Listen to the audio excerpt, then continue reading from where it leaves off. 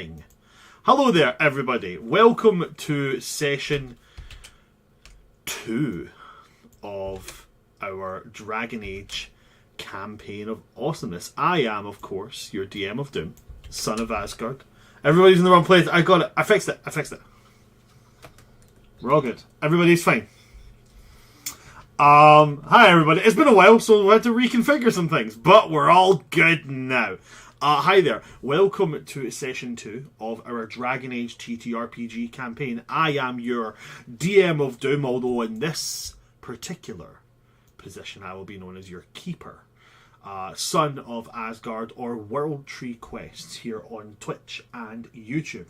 With me today we have got 2 of 3 of my fantastic and lovely cast. We have got 3 of 4. My brain is not braining. I'm the one with no cunning today. We have got Stories from the Roses, we have got Jacklish, and we have got... I keep forgetting yours, because you only put Wacky. Is it Wacky Man TV? TTV Wacky Man. TTV Wacky Man. Sorry, I keep forgetting that one. I knew it's TV Wacky Man somewhere. TTV Wacky Man. Witty X Witch is currently off doing fun things to prep for amazing things. So they are not going to be joining us today, but they have given us the grace to move forward without their presence. So we are going to continue with our story. I've said at the beginning of all the campaigns and sessions that I've run this week, and I'm going to say it here. I usually do a little message at the end of sessions, but I feel like it's a bit more pertinent nowadays to do one at the beginning where people are coming into it. No matter what's going on and no matter where you are, be kind. And be kind to yourself.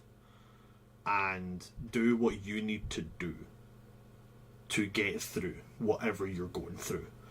And know that nothing is too little to reach out to somebody for. So, yeah. I just wanted to have that kind of message out there. With that, I know it's been a little bit of time, and I know that we've had, some little in-between sessions, but I am going to ask my party, guys, can you remember what happened in our very first session? If you can, take it away.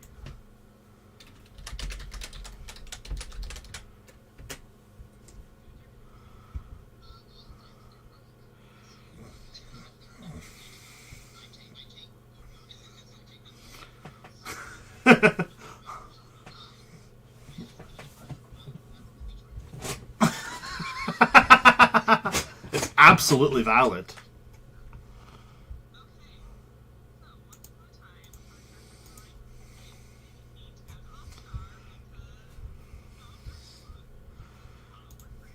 Mm-hmm.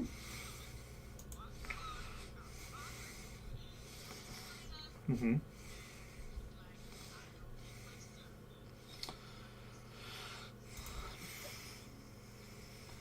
Totally do.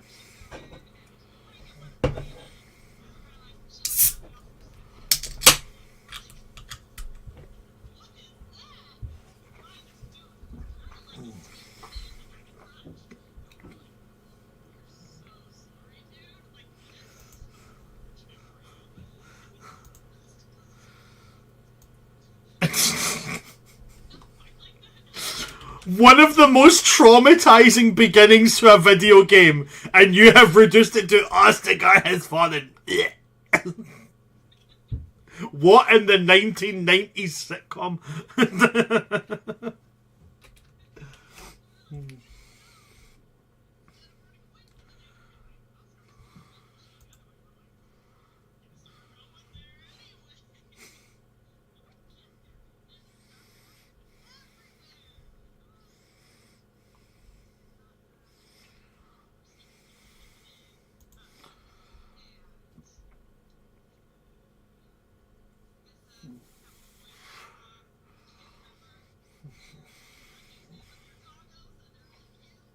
a Mabari.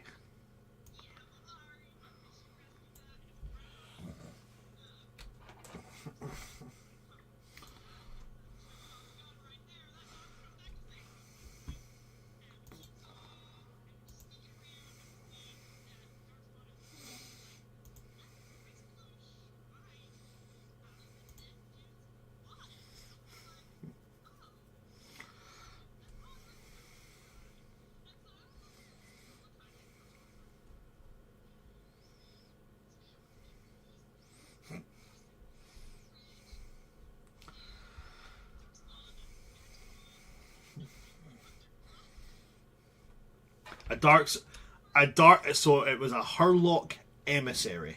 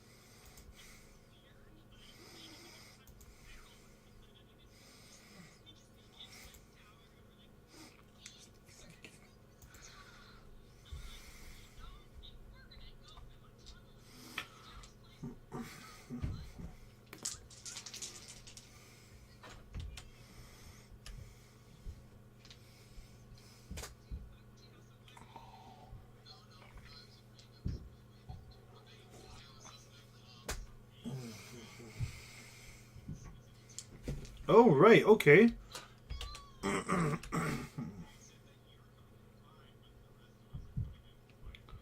Oh, okay. Well, let's just fix that then, shall we? Well, let's see how this works now.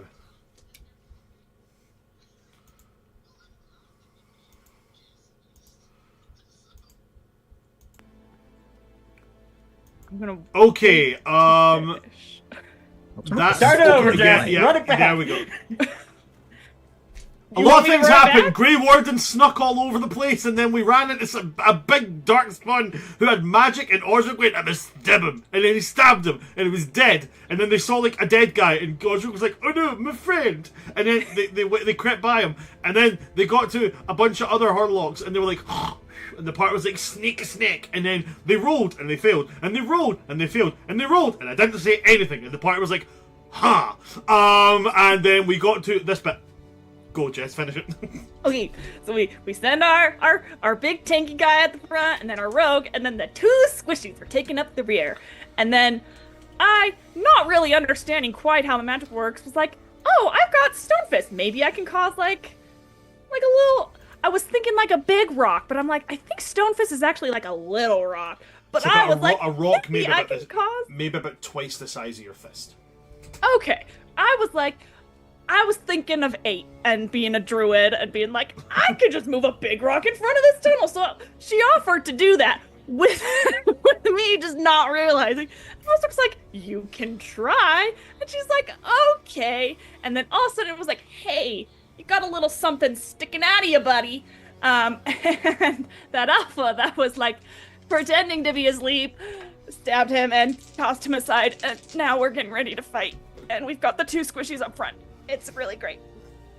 That is exactly it. We are going into our first combat. So, to give a basics of it, how combat works here is very similar to how it works in D&D. You have your 3 dice, and your initiative is rolled off of your dexterity. Now, there is also a feature that you can have for dexterity, which is initiative. So keep that in mind, that you can eventually take that. But if you don't have that, you're just rolling your 3d6 and you're adding your dexterity. And that's how we roll initiative in Dragon Age. Very, very easy. And it's very much like Dragon Age. It goes in initiative order. The only difference is, sometimes you can get stunts in combat, which allow you to move the initiative order around. So your initiative order in Dragon Age can change, depending on how things play out. Okay? I have to run and do something so quick. It'll be like 1 minute, so I'll be right back. That's absolutely fine. That gives me a little minute to make sure I've got all my ducks in a row here. While we wait for Jess, I just have to very quickly type something. Give me just a moment. There they are, okay. So I was looking for the combat stunts. Cool. I'm gonna constantly be flipping this book between my spells and the combat stunts. Spells and stunts. I didn't know how to make it full screen on my computer initially, so I was like squinting the whole time, and I'm like, I think I can. And I was looking on my phone, that's why I was looking down so much. Now it's on my computer, and it's just like, I can see. I can find. I can see. I can fight. I can touch you now! Nope. What? Voldemort? I thought we were just doing random I can quotes. Sorry. I got excited. Okay, guys. Jeez. Alrighty, cool. Let's... is Jess back? We have a Jess back. Yay. Yeah. Fantastic. Okay, Jess. Okay, guys. Y'all ready? Yeah.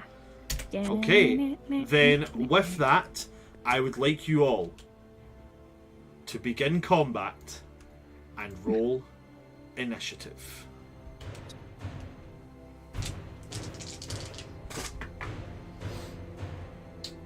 Okay. What happens if I roll doubles on initiative? Same. So if you roll doubles on initiative, I'm fairly sure it still counts as a roll. So it still counts as a check. So you still get stunt points. Okay. The stunt points, They're going to be for combat stunt points, right? they will be, but I don't actually. Do you know what? No, hold on a moment. I don't think you do. You don't get stunt points because they can't be used for anything. It counts as a combat roll, but you're not doing anything in the combat situation, so you can't affect it. If I'm wrong on that, then somebody can get in the can comments. check me. Get in the comments. But, comments. but I'm very sure that's how it is. So remember, guys, if you have a feature attached to any of your abilities, you add on +1. Okay? So you're adding on your dexterity modifier, and if you have the initiative feature, you're adding that on as well. Okay? So with that, can I have everybody's we'll go from the top. Did anybody get above 20? Let me do math real quick. Hey, yo. Okay. Oh. Okay, nobody got above 20? Oh. Okay, did anybody get between 20 and 15? What did I you did. get? Around 18. You got an 18. Mm-hmm. What did you roll? Well, so I had the stunt thing that I got before that would give me the +3 to my initiative. Which you had from your previous... Yep, which you had from the previous and then I session. rolled double 4s and a 3. So 6 plus 8 is 18. And then you add your dexterity onto that as well. Oh, the 19! Oh my goodness, I'm so fast! Oh, I was so ready for this! Fast as fuck, boy! Well, if someone did get stabbed in front of you, I would hope that you would react. It's so true. Man, She's we like, love anxiety. except for her, she doesn't talk, so she's just like, Real life, big Spidey sense. eye.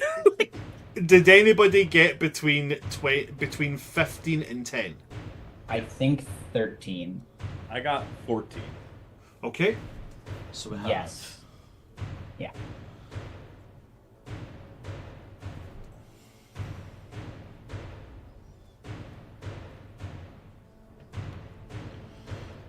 Okay.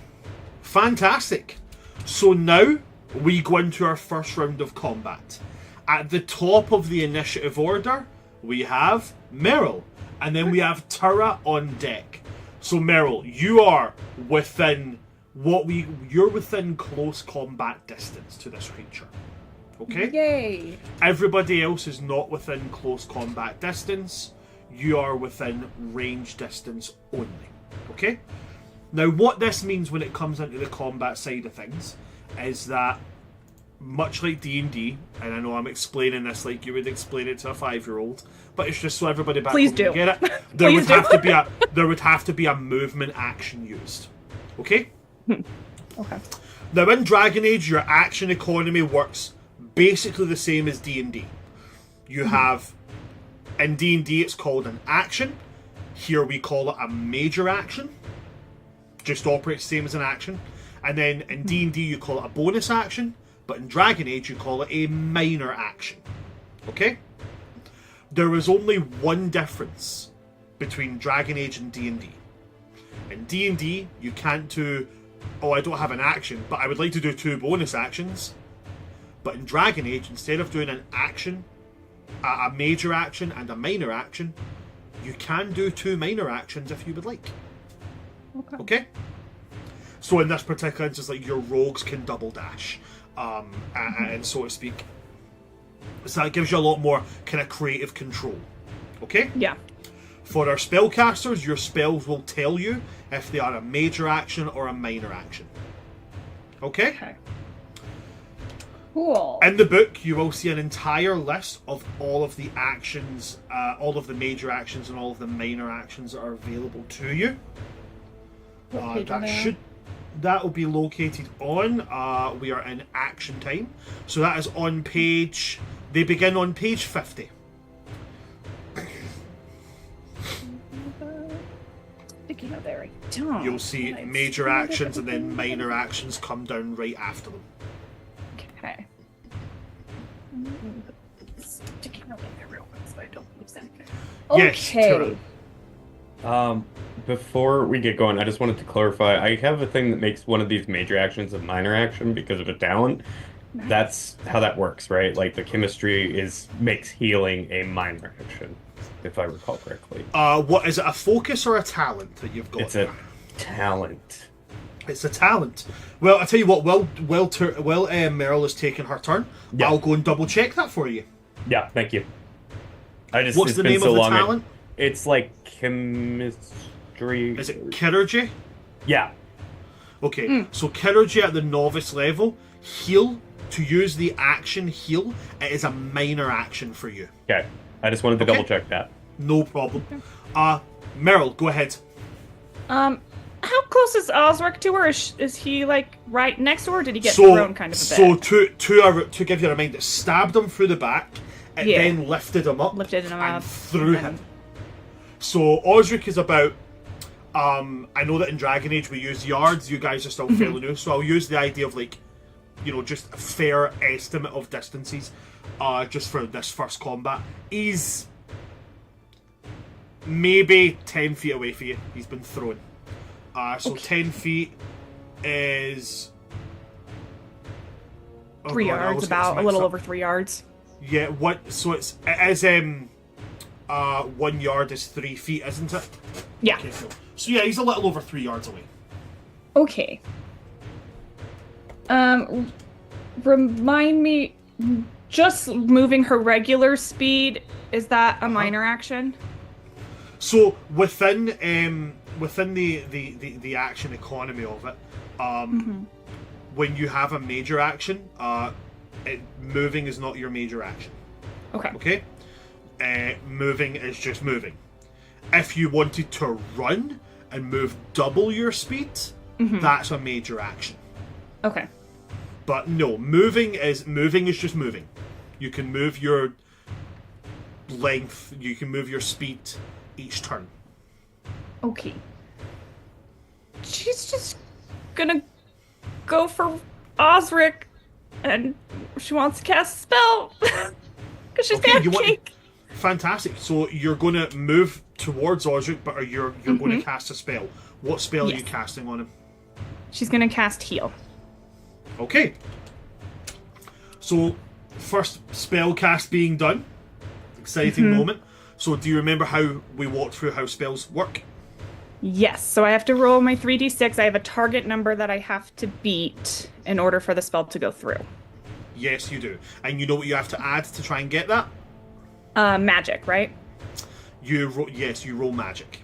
Okay, so your 3d6 plus magic, and remember, if you have any talents or focuses leaning towards the creation school of magic, they come into play here. Okay? Yeah. Because that's I don't heal have any of as that a heal as a creation spell. Yeah. Okay? Okay. Do I need to tell you how many mana points that I'm going to try and spend before I roll? You do, yes. For each mana point you spend, they will get back 1d6 health. She's going to do a full 3 that she's allowed. She's trying to get this man up because So you're she does spending- not want to die. Okay, so you're spending 3 mana points, and Yep. the target number you are aiming for is 10. 10. Yep. Okay. Okay, that's... Okay, so I rolled 7 for 4. 11! Okay. Ooh, Okay, so the spell takes effect. So Yes. you put your hands out, and as you reach out, this green magic flows from your hands, shaping itself in a very, very ornate way, like filigrade vines. Hers look like briars. Oh, briars. Look like That was it. I do thorns. apologise. I thought it was vines for some reason. Yes, briars. Sorry. Yeah. Looking like filigrade briars. They start to reach out and they start to pull the wound together. I will tell you this because you have used a healing spell. The spell takes effect as in the wound is healed, but there is something about it that doesn't seem right.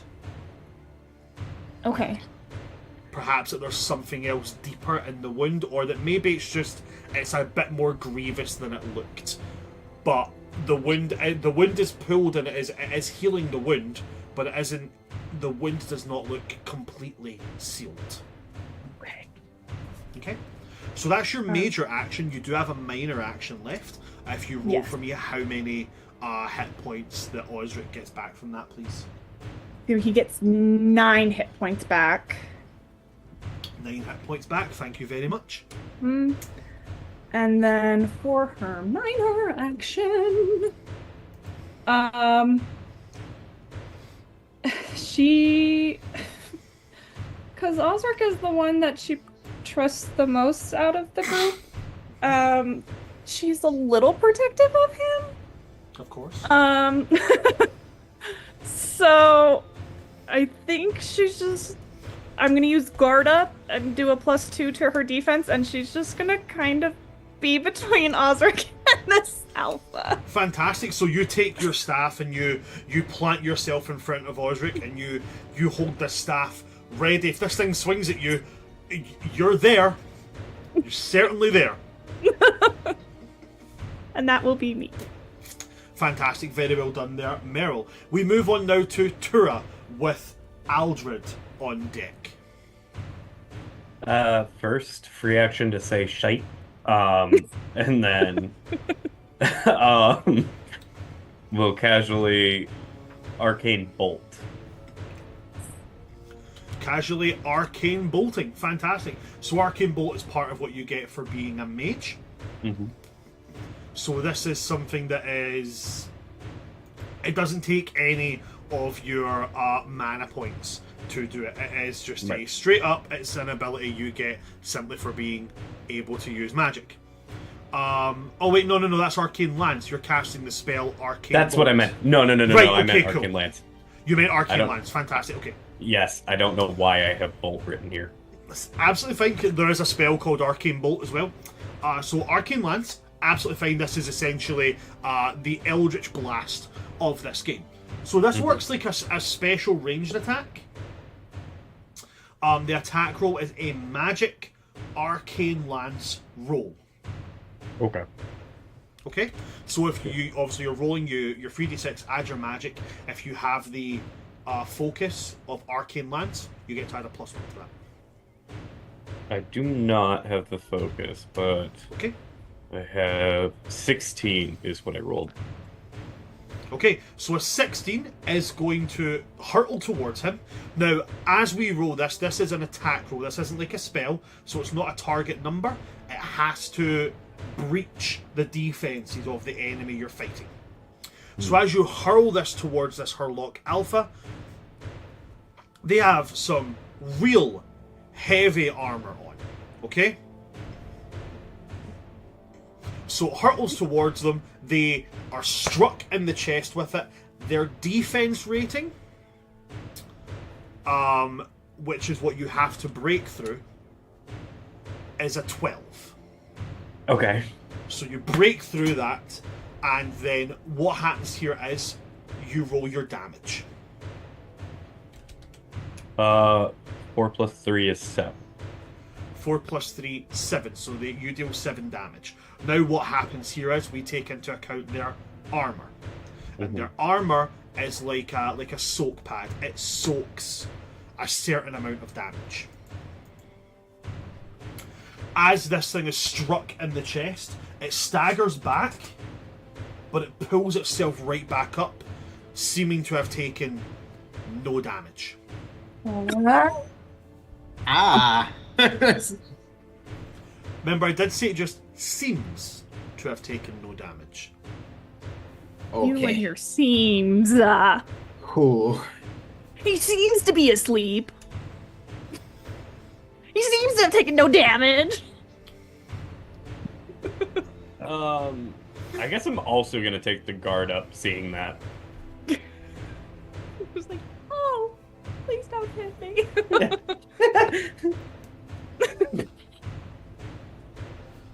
Okie dokie. So, you take the guard up, you now have a +2 to your defense, meaning it's now just a little bit harder to hit you in the face. Yeah. With both of our mages done, we move on to our warrior. Aye. This is precisely what Jack has been waiting for this whole ass thing. Finally. Jack, have fun, buddy. What do you want to do? So much RP. I am ready. Okay, so question.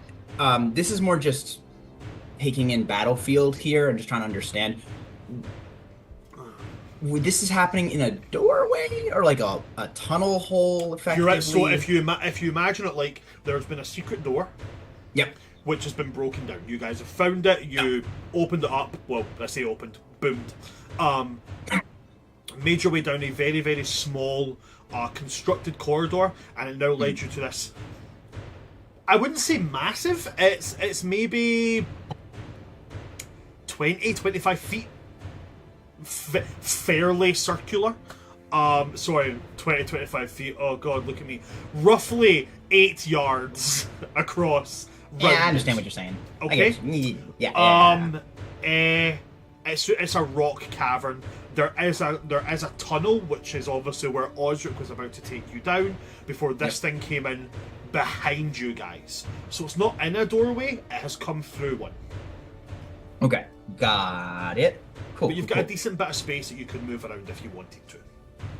It was also asking. I remember we slipped by a bunch of sleeping Darkspawn. I'm just wondering how far they are from. They us. are so you guys have went inside the Tower of Ishal, made Yep. your way through that, and found it. your way to the secret exit. They are back outside the other way. Excellent. Okay, that was my main concern. Okay. I'll say then. Yeah. Well, obviously, minor action. I believe it's just move. If I recall, they're just moving. I don't moving think up to my that moving speed? is. I don't think moving is a minor action. I think moving is just there. It says in the minor action list, move. You can move up to your speed Let's- in yards. Oh, okay. Right, well, that's my fault. I do apologise. I didn't realise that was there. So now we know going forwards, a minor action to move. You guys can still have your guard ups.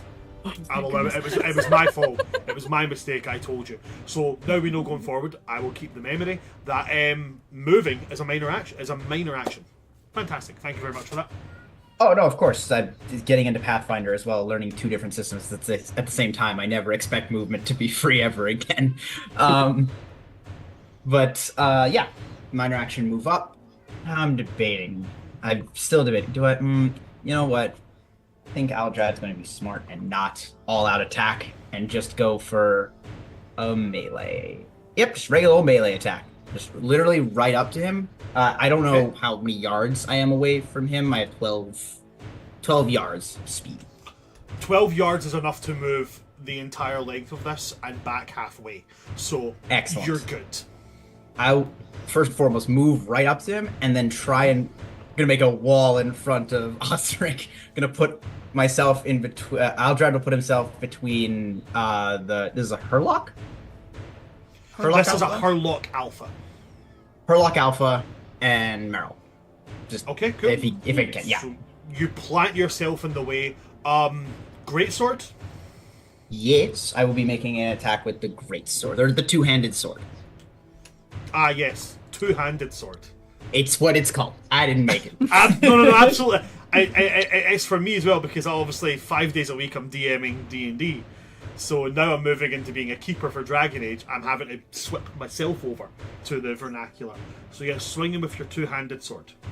And I wish the greatsword did 3d6 in D&D. That'd be great. What? And I'm just adding strength to this, correct? Two-handed sword. So the two-handed sword is a heavy blade. So Heavy blade. it is swung with strength. Okay. Yep. Got you. So 3d6. So you're rolling to hit with strength. 3d6 plus your strength. You don't add strength to your damage. Don't have strength to damage, just to hit. No, Yeah, understood. just the damage that's there. Okay. There are doubles. There are doubles. There are 2 4s. Fantastic. And what's on the dragon die? 3. There's 3 stunt points, if I recall. Ooh, so not only are you hitting this thing, you're getting some stunt points there. So yeah, it's a 16, I think, in total. If I did the it's 4 plus 4 is 8. I'm bad at math. 11, 15 to hit. 15 Or is 15. going to hit. 15 is going to hit, absolutely. I'm also going to say, if I may, is there a... Yeah. With those stun points, those 3 stun points, what can I do for 3? What is that? Oh. Oh, now I'm thinking. What is that? It's in between, because I love when they read combat sims and they go, oh! Oh, what is this? Yeah. I Hold have on, those man. good Hold- things. Nice. No, I'm gonna play it smart. I'm gonna stay with this swing. It's a plant, but it's like obviously Aldrad's planting himself in between Meryl and the Hurlock Alpha, but he was already swinging for the legs. As I'm gonna try and do the knock prone stunt for 2. Okay, fantastic. So the knock prone stunt. I'm just trying to find it just now. That should be on page 55. Page 55. Thank you very much, Page buddy. 55, third one down. Oh, fourth one down. There were knock prones. So you knock your enemy prone. Any character making a melee attack against a prone foe gains +1 bonus to the attack roll. Prone characters cannot run and must use their movement action to stand up. So as you've hit, you don't need to roll. You don't need to roll anything. You just knock him prone. I know, There's that's no the weird thing. Saving throw for it. I know, right? And you do have a +1, so you can. You have 1 stun point left, so you can use it if you wish, or you can lose it. It's up to you. I guess now it's more asking, because I do have an idea. I'm sorry. We're in my area of this is where all of my attention goes. I love RP. This is where my attention goes. This is combat. How much space was actually between me and the? Oh no, I can't move again because I only did it once. Yeah. So I'm not gonna do that. Never mind, because I can push this guy like 4 yards in a direction. I'm not gonna do that because I want him to stay here. Okay. So just So gonna hit you him. cleave down with this two-handed sword, and you strike him with such force that you break through the block that he throws up with his sword, cleave down, catch right in at the collarbone, and then with the force of it, very All Might in that United States of Smash, where it's less punch and more grab and shove into the ground. The blade catches, and it's like you put your shoulder in and shove him down into the ground. Could you roll your 3d6 damage for me, please? Yes. He is going to. That's. I can't math. That's 10. Yes, 10. 10? Fantastic. So, despite the fact that part of the blade does get caught on his armor, you see, you've fought before, you've killed before. You feel the bite of blade into flesh. Not only that, you feel the bite of blade into bone, and you see that black ichor shoot from the wound as you deal a certain amount of damage. So, a certain amount. I don't know if it's an action specific to this, but I will say, swinging into that, Aldrad breathes out of his nose, but he very distinctly, remembering something, just keeps his mouth shut. Mm-hmm. So Okay, different is fantastic. not to get any in a row. Yes. Don't get the blood in your mouth. And you put this Hurlock Alpha down onto the ground. Yes. Is that it for you? I believe as much, yeah. Okay, cool. So now the Hurlock Alpha is forced to use his minor action to get himself up. As he's pushed down, he pushes himself back up, glaring at you, Aldred. Aldrad takes- raises an eyebrow. Raising an eyebrow. Simply just raises an eyebrow at it and waits for it.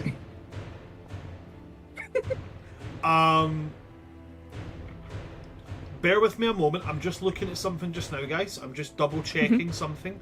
Please bear with me. Of course. Because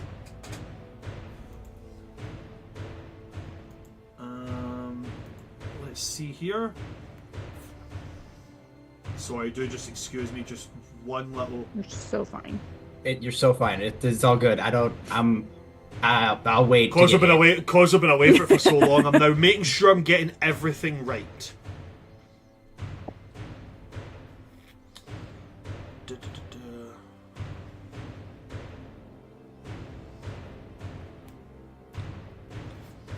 Okay, I do apologise. I did actually get something wrong here. Aldrad, Yeah. when you rolled with your weapon, Yes. you do add your strength modifier to damage. Oh. So only certain weapons you don't add your modifier. I do apologise. So on top of the what is your strength modifier? Or the number? Yes. So the modifier for it. So plus 3 4. plus 4. 4. Okay. So then in that case you dealt a substantial number of damage. Yeah. I do apologise.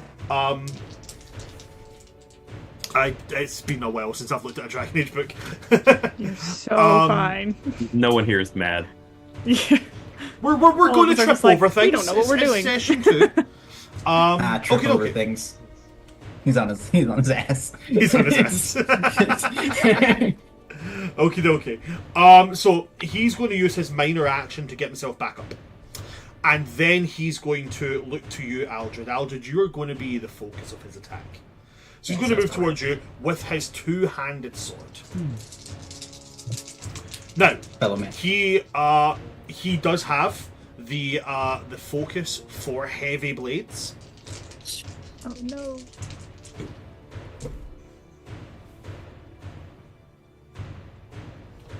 Is that? Oh no, it's not. It's a 1. Okay.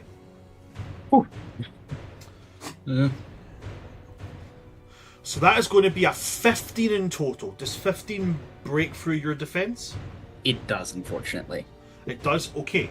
So now he rolls his damage.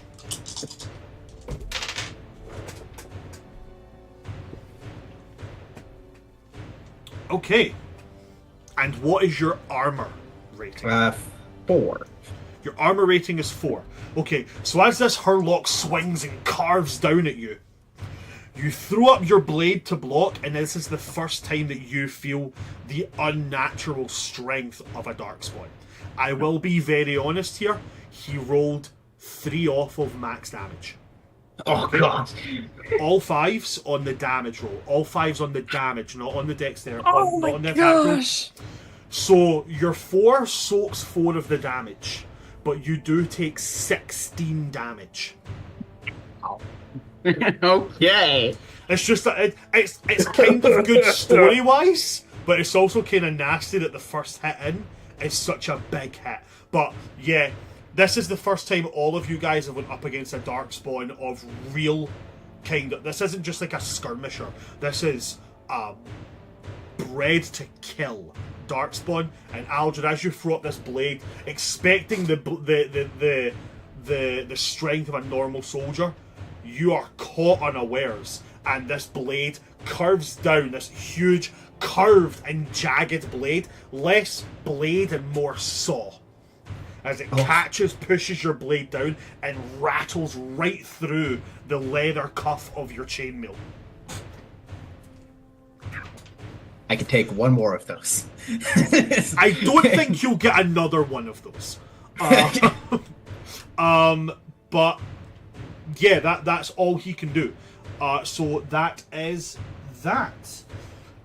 We have now come to the end of our first round of combat, and much like D&D, we just go back to the top and we rinse and repeat.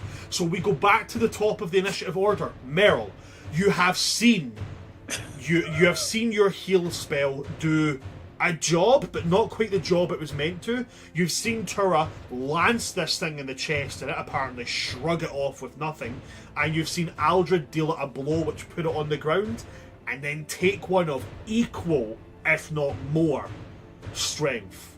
Mm-hmm. What do you want to do here? Oh, what do I want to do? How close is Aldred to me? Like, is he within, like... Aldred is about 2 yards away from you. Okay. Sorry, Then no, I'm I'm gonna- getting the mix up. 3 yards. 3 yards, yes. I'm gonna use my minor action to move. And Aldred, you just feel a little hand on your back, and I'm gonna tap, do tap. heal again. And how many mana points are you using on this heal? So much damage. I'm gonna use another 3. I was gonna say, do Okay. you want to know my max or like the? I mean, I know your max is 36, right? Never mind. Yeah, you know. That was like half your life. You just lost. It was a Not fair half. portion. It's 2 points off half, to be exact. I'm fine. All right. Yeah, no. We'll do 3. We're and roll living. 10 to We're overcome. living. Is good. We're living. Okay, that is a It's- 14, so I beat my target. You did indeed. And then healing. Please roll well. Oh, okay. I rolled really well on that. Oh, hey. That is 14 points back to you. Let's go. Just a little hand, and then you'll just see like these briars like curl around you. And it should hurt, but it doesn't. It heals you. And then she's stuck there, so she's just like, right behind Aldred, like, please, don't move. I don't want to die. So how many hit points did you get back there, Aldred? 14. 14, you said? 14. Yeah, I'm 2 off max. I'm good. Yep. you like roll your shoulder. You're like covered in red, and all that's left behind's like a paper cut, and you're like, it's but a flesh wound. I do use the restroom real fast, I'll be right back. Aldred would have That's said it was a fine. flesh wound. Aldred would have said it was a flesh wound beforehand. Like, it was just like 20 points left. Nah, flesh wound. Fine. Aldred's like cleaved almost in two, and he's going, I didn't hear no bell. With that being Tura's minor and major action, we move, not Tura, Meryl's, we move on to Tura. Aldred, you're on deck. Seeing that my lance didn't really land, and like that's kind of like my damage spell, I'm going to cast Daze for 2 mana. We're casting Daze, one of my favorite early game spells. I love this spell so much. Okay, so Daze is one of these spells where we are going to have to go into spellcraft and your spell casting, not your spell casting, the essentially the spell power is what I meant to say there. Yeah, the spell power roll.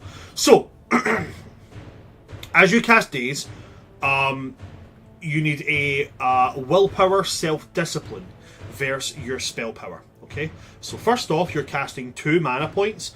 I need you to roll your 3d6 plus your magic to see if you meet your target number. I do with a 14. 14, okay, so the spell goes off. Now I have willpower, self-discipline. What's your spell power score? I forget how to calculate that. It's Absolutely magic. fine, we can go and do that for you just now. So your spell power score is calculated by, we are looking at, once I get to the bottom of that, bippity, bobbity, boop. Here we are.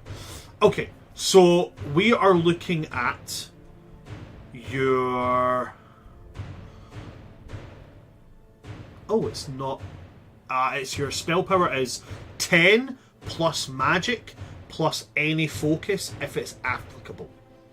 So, for instance... so 13 then. Yeah, so it would be... So yours is 13. Yep. So that is a 2 and a 3 is 5. 5 plus 4 is a total of 9. Now we look to our Hurlock and see what he has in the way of willpower. Not gonna be much.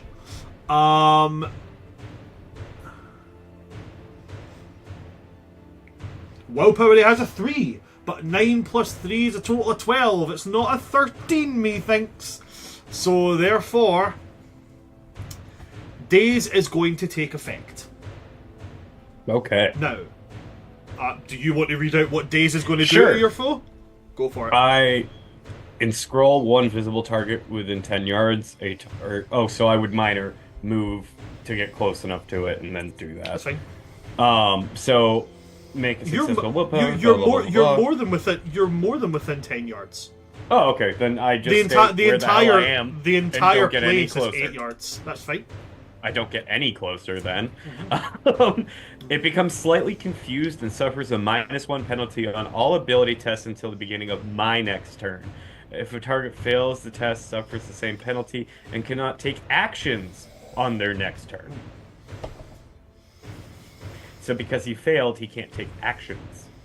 Can't take any actions whatsoever. That's what it says. So that's your major action done. Do you have a minor action you would like to do?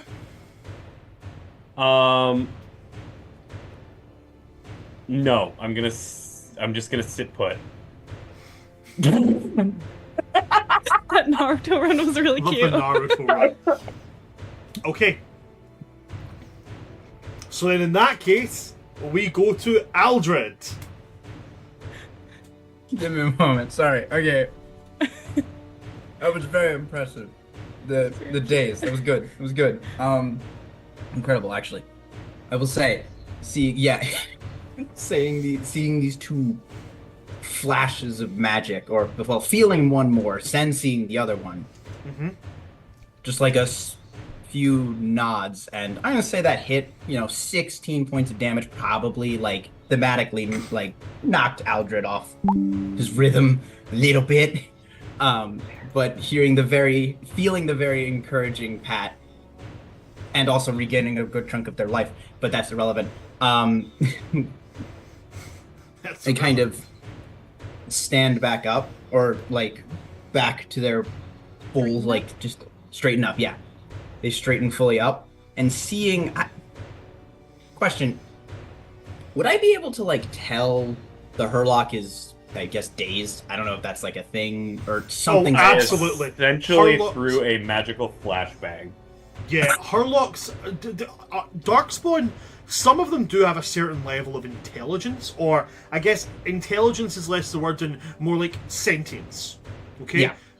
Mhm. Some of them have equal intelligence to like Mabari dogs. Okay. But Okay. for the most part, they are feral.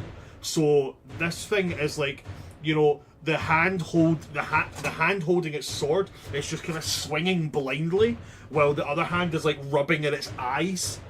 But Darkspawn tending to be covered in like black ichor, all it's doing is rubbing shit into its eyes while it's swinging this great sword this two-handed sword blindly. So you can definitely tell, oh, okay, this shit can't see right now. All right. Fire in the hole. Ooh, I have an idea. If I can do this, let's see.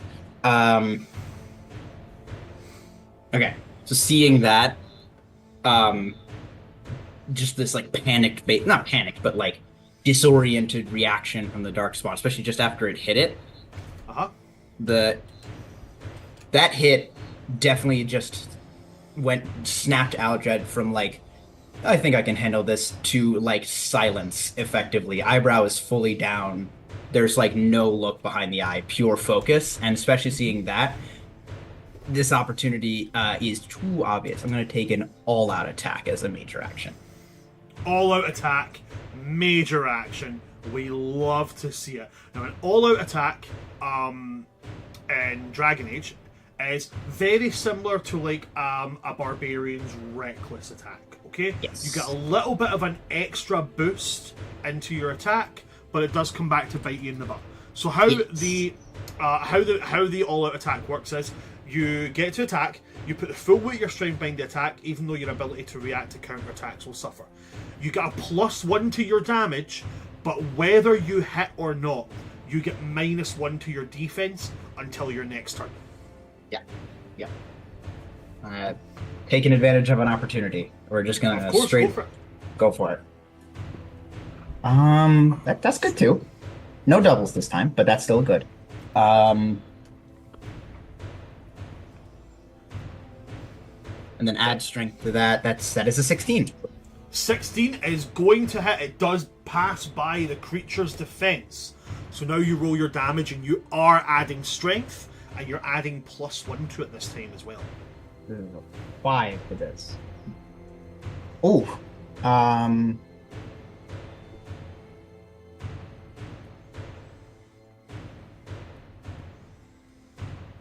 Math.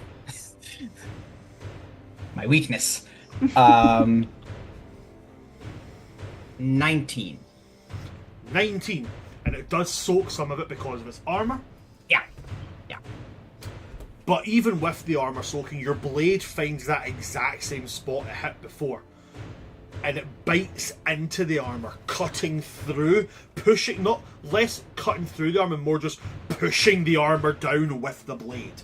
So not only do you carve deeper into this wound in its collarbone, you push the armor so that it bends itself inwards. And it's wearing armor that looks like segmented, sharp plates. So rather than it being like a solid plate which pushes down like this, it's more like 2 bits pushing in like this. Fun. So as you push down this thing, lets out it takes a fairly whopping amount of damage. More black ichor gushes from its wound. I'll say as well, I might as well do this because we can. Just put more space here. Feeling the presence of Meryl behind him, there's like this instinctiveness of like protection, basically. It's like, I am a soldier. What I stand in front of is what I must protect. Very simple. So with that swing and doing that damage, I'm actually going to use... Does this cost anything? What is it? The two-hander style, I forget what this is called. Talent. The two-hander novice style talent. The novice thing, the novice level says, when you hit with a melee attack with a two-handed weapon, you can move the target 2 yards in any direction. No, that's just anytime you hit somebody with it. Great. With that, the increased like might behind the all-out attack, I think, and especially with it being dazed, there's like a swing that Aldred fully follows through. He doesn't try to fully follows through with. Instead, just like shoulder checking this thing to move it 2 yards forward, and then minor action move with it just to stay with it. I love the idea of like as you put the blade down, put it right in the collarbone, and then as you're shoulder checking it, you're just pushing the blade into it more. So as you do that, you shove it back. It staggers back, still holding the blade, and you do the whole, almost like the Henry Cavill thing of the.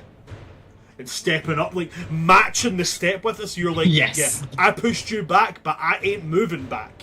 Like, fucking love that. I love that. So this thing is now essentially in the like back towards the doorway where it came through. Aldred, that is the end of your turn. It does go to the Hurlock Alpha, but as it's dazed, it cannot use actions.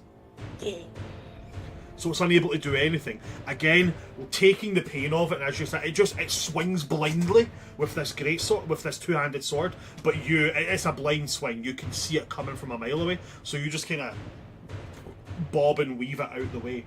But it goes back to the top for round 3. Meryl, with Tura on deck. Okay. Meryl, this thing, as it's swinging wider and slower each time. It is bleeding out. Okay. I'm just gonna throw an arcane lance at it.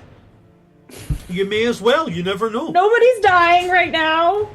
Well, somebody might be dying, Osric, but no one's immediately bleeding out in front of her, so she'll just throw an arcane lance. We're a little arcane lance there. That's okay. That's good. Yeah. That's all good.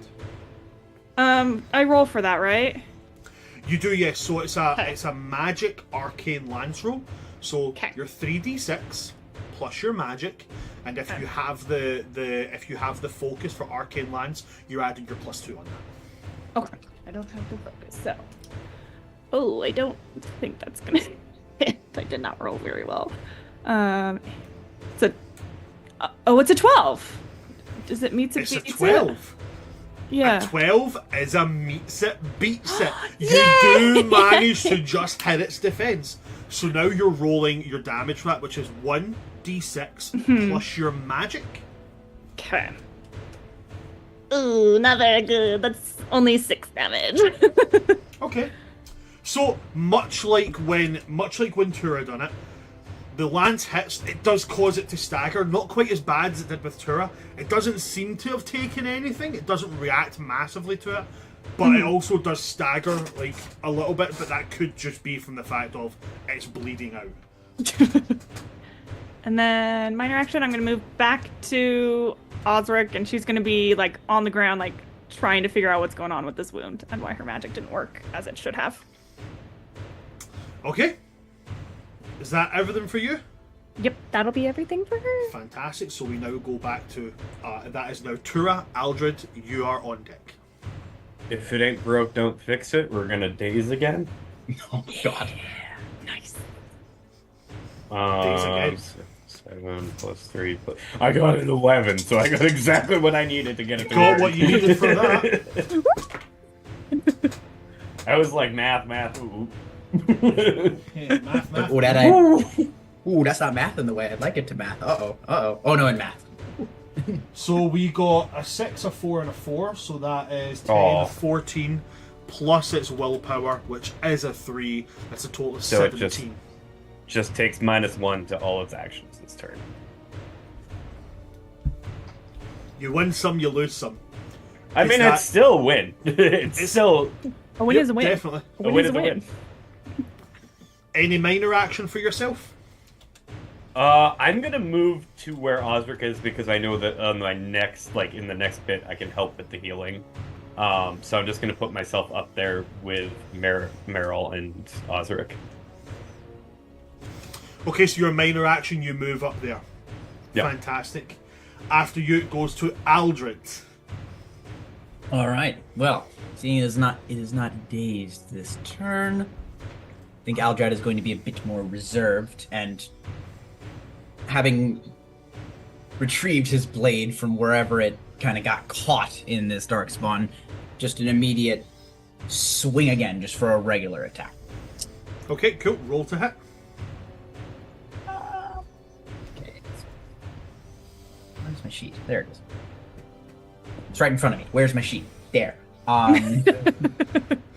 That's such a mood. Real mood. big oof. 14. 14 will hit. Awesome.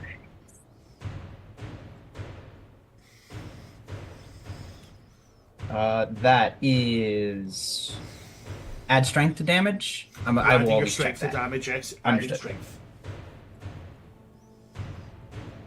16. 16, and its armor does soak some.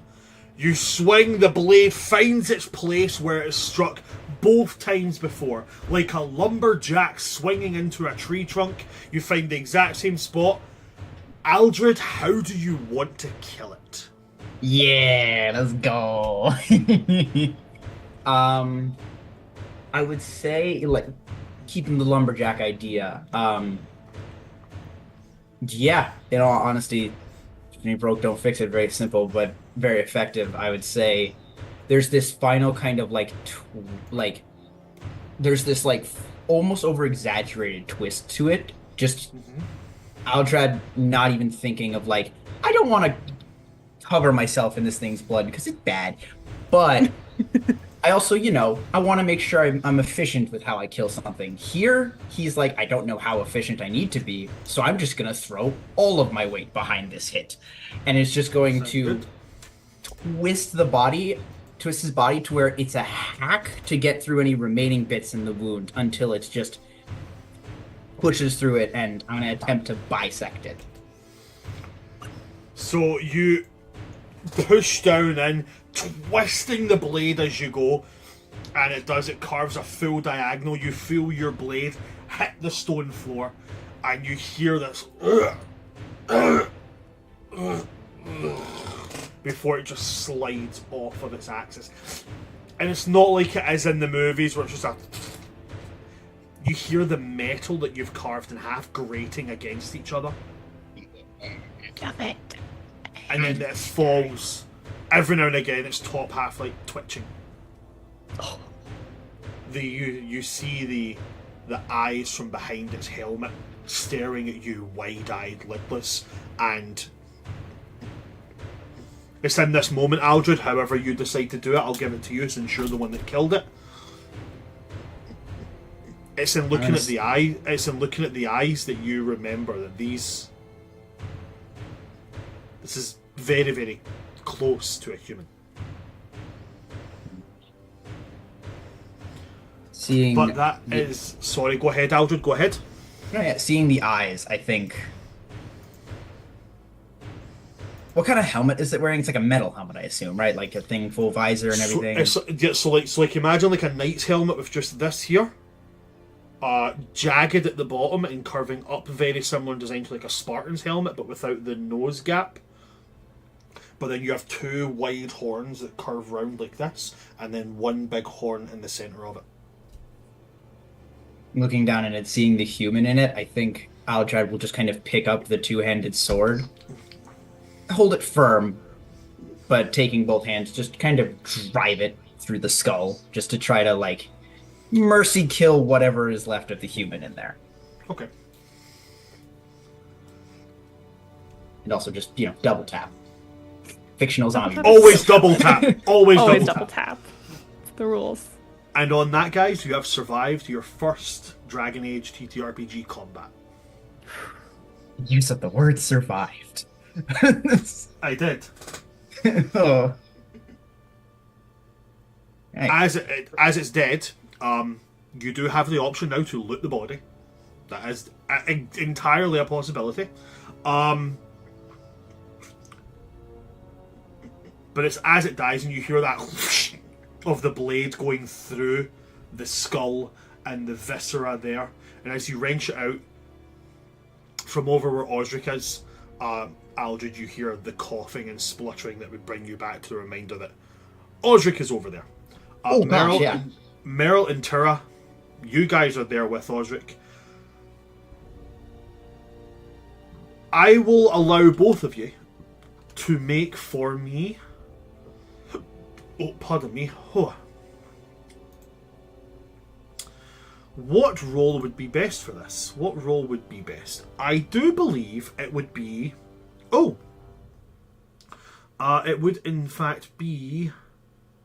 Oh, why is it not in cunning? Oh, it's not in cunning, is it? It's not there. It's not. I'm a dummy, dummy, dum dum.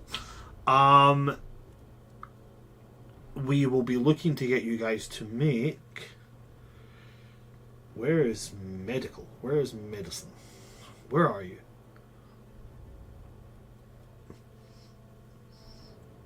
Okay, I don't think there is a medicine. Is there a heal? There is a is a healing. healing. There is a healing. It's specifically for 8. Oh, do you know what? It still counts. Still counts. I'll give that. You can make a healing check if you wish. Is that cunning? It is cunning, yes. Okay.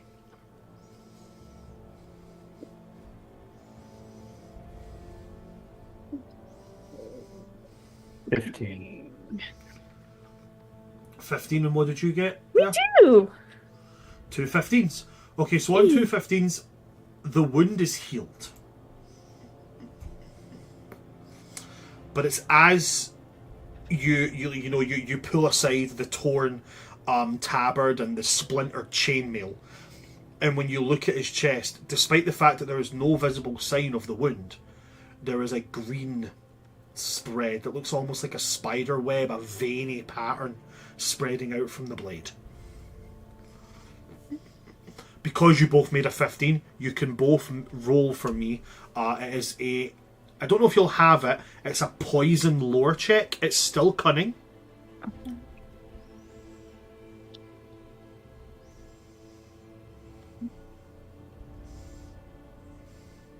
That is Still 15. another 15 for me. Another 15. Both of you 15 again. Yeah! Both of you You're 15 again. buddies! Yeah. Okay, awesome. Both of you get 15 again. Okay, so as you look at this, you are through collection of herbs and such, through whatever kind of time you guys have spent with the Dalish, whether fully involved or whether on the outskirts but still living with them, you've learned about the herbs and such that grow in the forests of Ferelden. You know they're quite toxic. You also know that animals in Ferelden have very potent venoms. With this, you guys can see that this is a very, very potent poison. Very potent. It's a poison that is known as the Quiet Death. Shipper. Unless an antidote can be provided,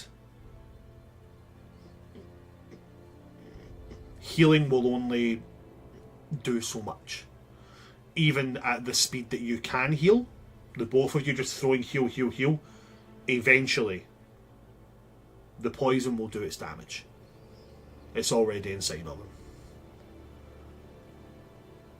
With the 15 on poisons, it's a very specific antidote. And it requires fairly what you would call master-worked ingredients. That knowledge.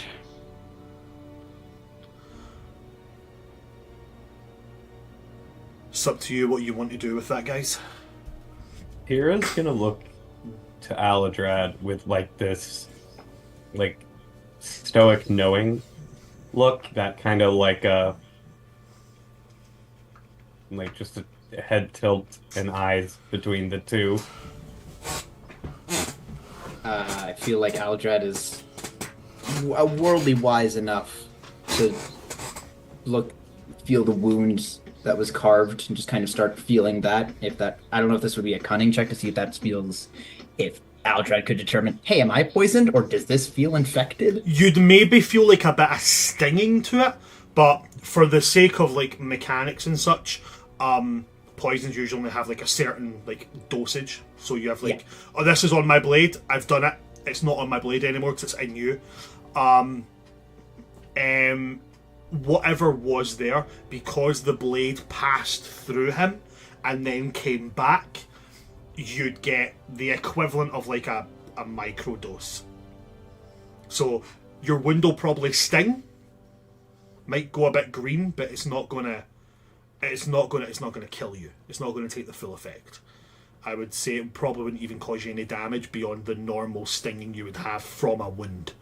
But Osric getting the full dose, you being Kunari as well. Kunari are very, very clever with poisons. One of the most potent poisons in all of Thadis is the Sarkamek. That is a Kunari poison. So you're all fairly aware of what's happening here. And that being that Osric does not have long. Perhaps 10 minutes. Meryl is like frantically going through her bag, trying to find anything. Like, it's probably the most emotion you guys have ever seen on her face before, where there's just like a little bit of panic of her just like trying to figure out how to help him. I think, unless Tira, unless you have something you want to go first Tira's with. just gonna kind of move Meryl slowly away from Osric. Oh, she's not moving. She'll... I'll contest you about it if you want. I just... Sure. Yeah. She's not gonna want to move. Yeah, So I know. The but contesting I rolls also... are going to be strength checks. Okay. And I have if plus he's 4 having of any that strength, though. If he's having any focuses for it, you can add them on as well. Okay, that's not at all. 12. Yeah, 13. Okay. I cannot move you, but I am attempting to. Yeah. So you take a Her hold of body is, like, Meryl and you tense try when to you pull touch her. away, but 10 stops still rooting through this Meryl. bag. He's not gonna want to die like that. I can fix it. I know I can. I just gotta find something in my We bag. don't have it. Neither one of us can make a masterwork potion. Ignoring and just still going through her bag, pulling everything she has out. She'll just look to Eldred and, like, just kind of nod. And Aldred will look to Osric, and I don't know if there's like any clean fabric on the Darkspawn body, but maybe I have this in like a pack. But Aldred will attempt to start just moving the. I actually don't know what it's called. I assume it's just Darkspawn blood. If it has a name, the ichor that comes out of them. Actually, don't know that. Darkspawn blood is... I mean, when you go to get it in the game, the item is called Vial of Darkspawn blood. So, yeah, Darkspawn Cool. blood. Okay. I assume that's probably what is coating a good chunk of his weapon, so he's just going to try and push as much of that as he can off of it. Maybe he has a rag to clean it with. If I do have a rag, it doesn't exist anymore, because I don't think I'm keeping that on me. But if I can clean off the blade, I think Aldred will attempt to do so. And hold the... Yeah, it comes off just like normal blood, so... Yeah. I don't... he's a Grey Warden, so I think he'll be okay, but I don't want to test that. So you guys haven't been recruited yet, just... we're not Grey Wardens. He is. You're talking about Osric, right? I'm talking about Osric, yeah. The idea is, Aldred doesn't know the specifics of it, but he knows you don't want this in you, in any regard. So he's cleaning that off, just in preparation of something that I think he's done more than a handful, like more than you can count on your hands amount of times. He'll walk up to Osric, get down to face him. Mm-hmm. Is he still conscious? Oh yeah, he's conscious, and he's got Oh. this. He's got this look, and as he kind of coughs and splutters, he turns and he spits, and then he gives you the eyes, and he goes, "All right, lad. So, give me the worst of it. How bad's it?"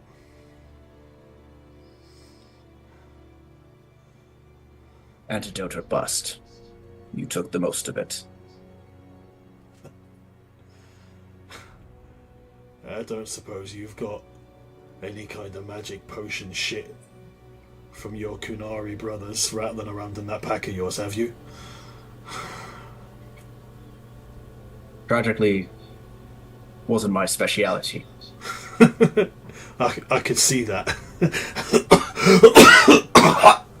Spits again. And he goes, "Right, well I better make this quick then.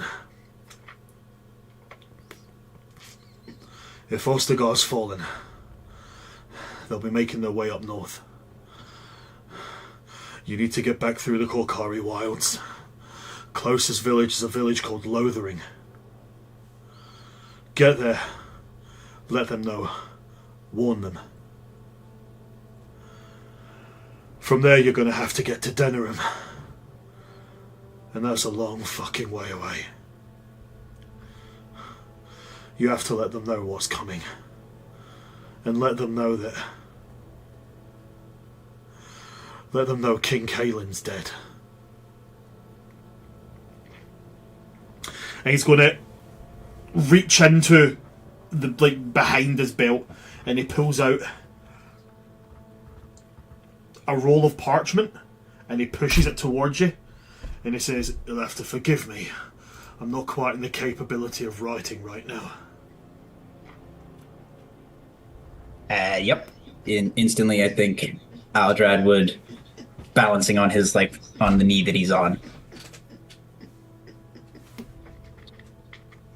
And he dictates you a letter, and it basically goes along the lines of, Gonna be with why? He says, "My name is Warden Commander Osric Langdon. Warden Constable Osric Langdon, sorry. Warden Constable Osric Langdon. Ostergar has fallen, and I have met my end. The group who hold this note, consisting of, and he will list the names of all of you, and however which way you want them to be listed, are recruits who were bound to be brought into the ranks of the Grey Wardens. Should this letter reach anyone but a Grey Warden, have it noted that these 4 recruits chosen by my hand may well be the last Grey Wardens in Ferelden."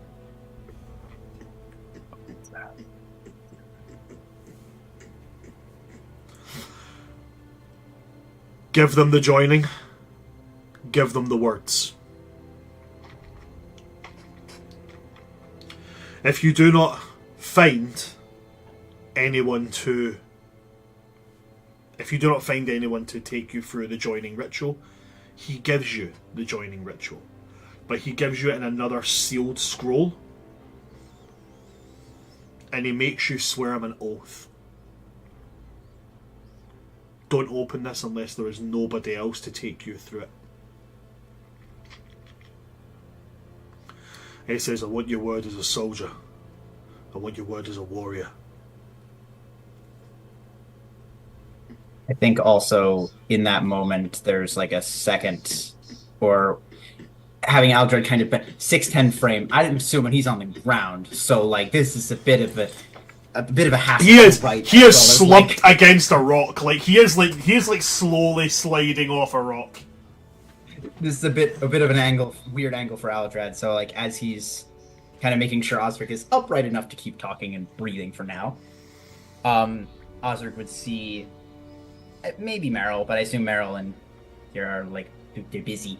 But definitely Osric would see like a necklace, or it's just a chain, really, a very simple like metalworked chain around Aldrad's neck with 2 rings on it.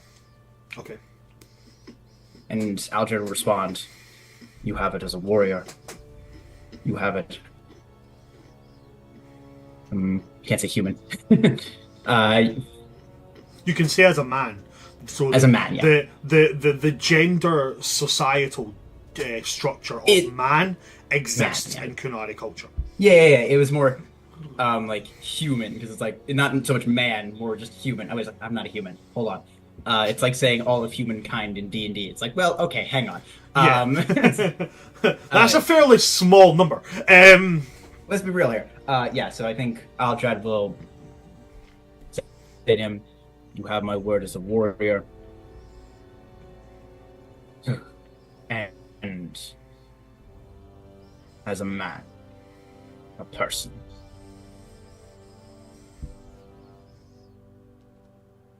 He'll then say to you, "Once I go, anything that's on my person, You have free reign to take it. Maker knows I won't need it. Only thing I ask of you is take my sword back to my wife. And then he'll, similar to yourself, Aldred, he'll reach up to his neck and pull a chain, which has a ring on it, and he'll say, give her this.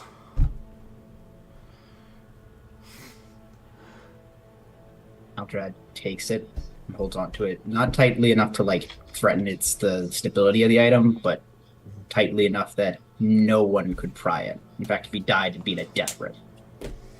It says, right, if my blurry vision and the way my heart's going is anything to tell, this shouldn't be too long, so let's try and get as much mentoring into this last few minutes as I can get.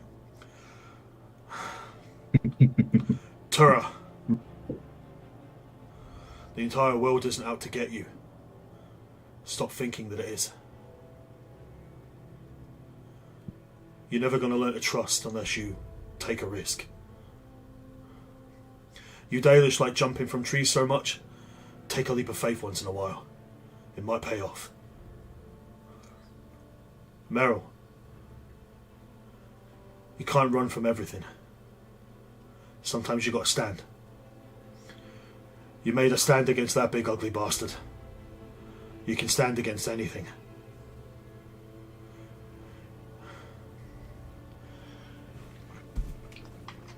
He'll look to Vesa, and he'll share words with Vesa as well. But I don't think it's fair to share them with them not being here, so we'll do that next time that Abby can join us. And he'll look to you, Aldred, and he'll go, I've been in a position that you've been in, and I've been in that position of blame. Nobody else is blaming you except yourself, lad. That means you're the only person that can stop blaming. You all have to rely on each other now.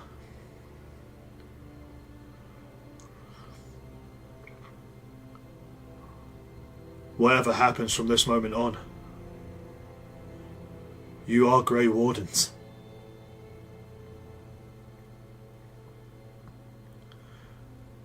I wish I could have seen you all.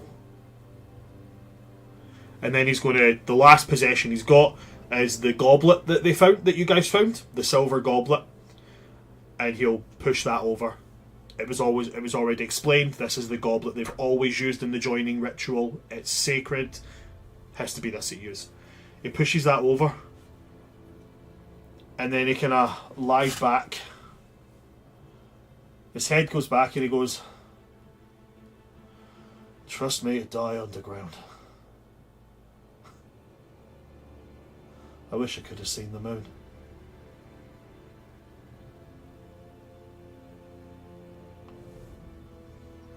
And then he chuckles, and the smile never leaves his face.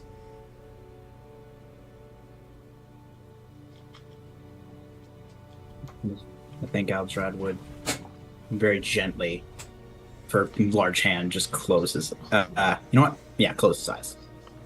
Okay. Can I also assume he told me where his wife is? Oh, you guys know where he's Yeah. from. He's from the city of High Ever, so you know his wife is there. Cool. Okay, making certain. Okay.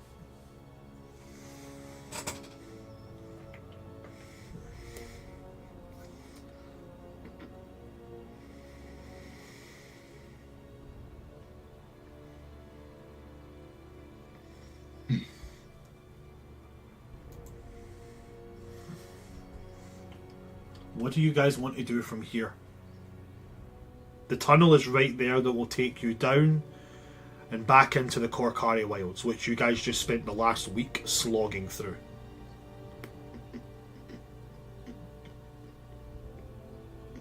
Just my bag. Start Mara's just walking. gonna grab her stuff and she just starts walking. She doesn't Yeah. say anything. She's gone. Okay. There's a. Very quickly, if I can, Aldred will listen to the advice of someone. He's a warrior, but Osric was certainly more of a warrior. Does he actually have anything on him that's useful? He does have a That couple of things he can on him take. if you'd like. Yeah, you could. So he does have his armor, which Oh, you can take his armor. I mean, he gave you permission. So the armor that he is wearing is heavy mail. Oh, shit. Excuse my language. Yeah, hang on.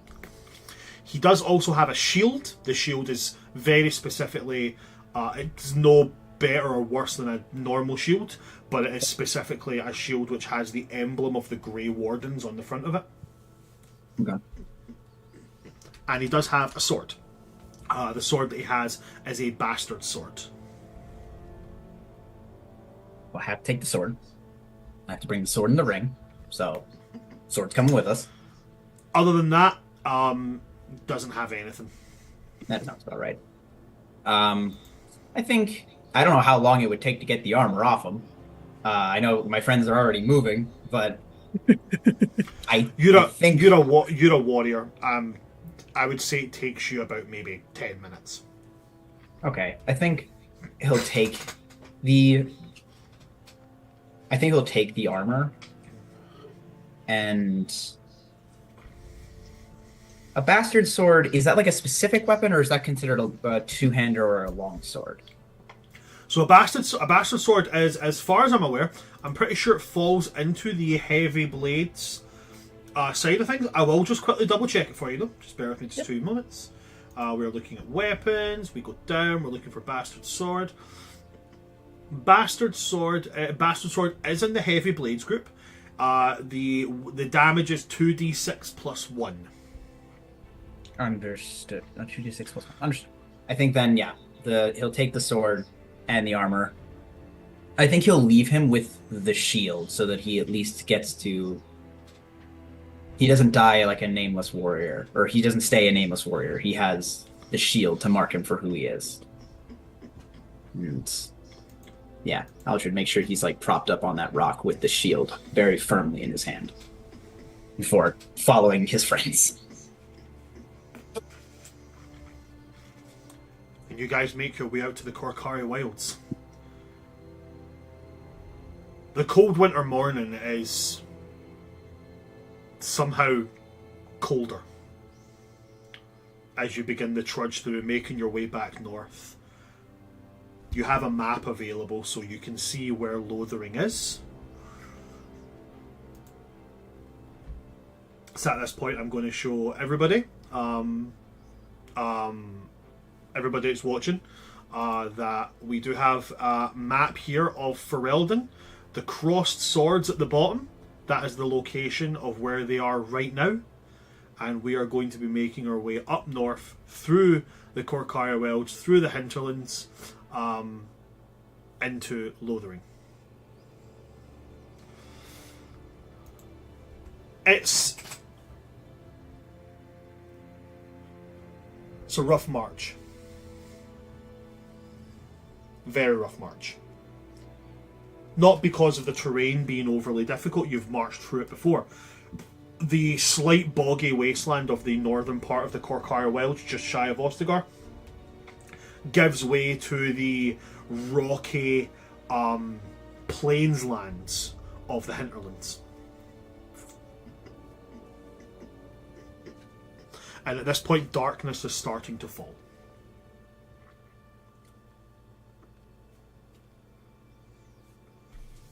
You can continue marching if you wish, or you can stop and make camp. Knowing that we've put some distance, I think Tira's gonna... It would probably be wise for us to get some rest. We can't just walk forever.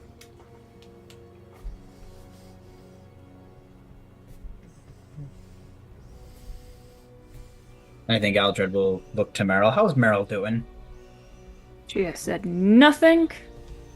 Her face is completely neutral, and she's just been walking. When she hears the suggestion, she'll stop, and she'll just like kind of sit on the ground, like right where she is. That settles that then.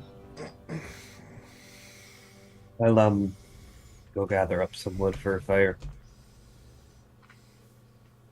Do we have provisions, or should I be looking for food, Brand? You guys do have rations. You have Rations, okay, that yeah. you can eat. You can go and try and hunt to find like meat and stuff, because your rations are going to be the equivalent of like, a wrapped up bit of cheese, jerky, and hardtack. Yeah. So if you wanted like meat that isn't jerky, it is like fresh meat, you can go hunt if you wish, but you have food available to you. I think then hearing Tira's gonna get fire. I think I'm just gonna start making a perimeter. I feel like there might be a check. I don't know. That's a Grey Warden specifically ability, so I can't do that. Can't sense Darkspawn yet, buddy. Yeah, it says detect Darkspawn, and I'm like, that's cool. Can't do that. Becoming a Grey Warden, you get psychically linked to Darkspawn, and it only costs you half your lifespan. Worth it. It only costs you half your lifespan, and you'll go crazy and wander underground to eventually die a slow, horrific death before you're 40. Feels like a great Yay! time. You guys are like, what did we sign up for? Sounds like a Well, great Meryl had a time. lot going for her, so. Some had options, some had no options, some had nothing better to do. I think Aldrad will like walk around a small perimeter, basically at like the searching action under, just to see if anything is laying in wait here, or if anything, if anything's laying in wait here, or maybe has been here, but that might be more tracking. So you're wanting to roll for searching. Yes. Okay, searching is under cunning. Perception. Perception. Okay, roll it for me. Roll it. That's perfectly average. Not I actually don't know what average is. 12. No double. On a 12. Yep. As you're searching around, when you get back to like the kind of the part of the perimeter that you're making, which is pointing the direction you came from, you do notice something. You notice your own footprints. Ah. There's a moment. But you also notice another set of footprints. But where you guys kept walking up this little hill into this outcrop where you would set up camp, this one veered off into the bushes. With the 12, I'll give you, looks human.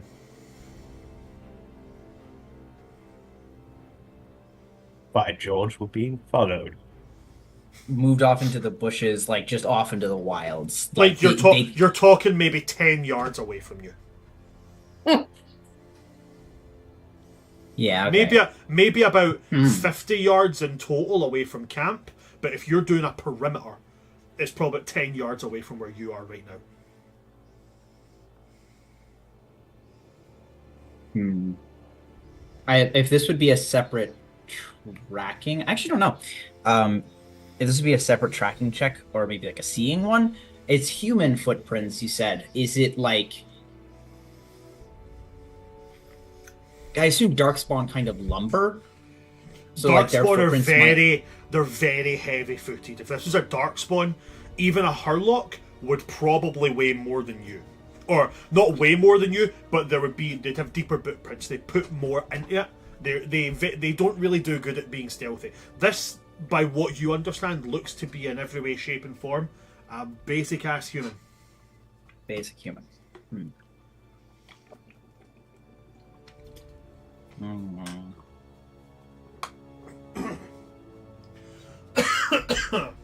Look back. You okay? Yeah, sorry. Went down the wrong pipe. Don't do that. It sucks. I hate it. Mm-hmm. So I'm about 50 yards, you say 40 from the site we've chosen as camp. Yes. Gotcha.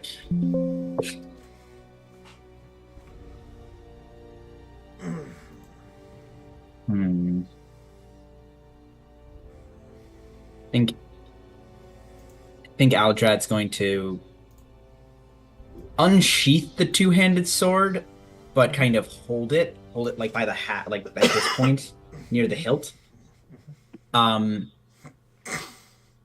gotta make a perimeter. So I think I'm just gonna try and track those. See how far they go. If they're continuing off, like they don't like okay, they go about 100 yards. Not really worth following. But if they only go a certain amount, I'm like, So they go a lot closer than you expect. As you step down towards them where they veer off the path and you turn, there's a rustling from a bush about maybe 5 yards away from you now. And then straight this human pops out and is just like, I doubt I'm not here to cause any harm. You came from Ostagar. I'll be the judge of that. How do you know you're not to cause harm? And yes. He's going to go, I'm going to reach for something on my belt. I promise it's not a weapon, it's not dangerous. And he takes a tattered piece of what you can see as like a tabard, some kind of heraldry, and throws it over to you. And he goes, I was a soldier in King Kylan's forces. I look down at the tabard. Is it something that Aldrad would recognize? Looks the same as the heraldry that Osric pointed out to you as the sign of the king, the ruling king, or the previous ruling king. He's like, the late king. Yeah, the late king, and he goes, I've been wandering around here for 5 days.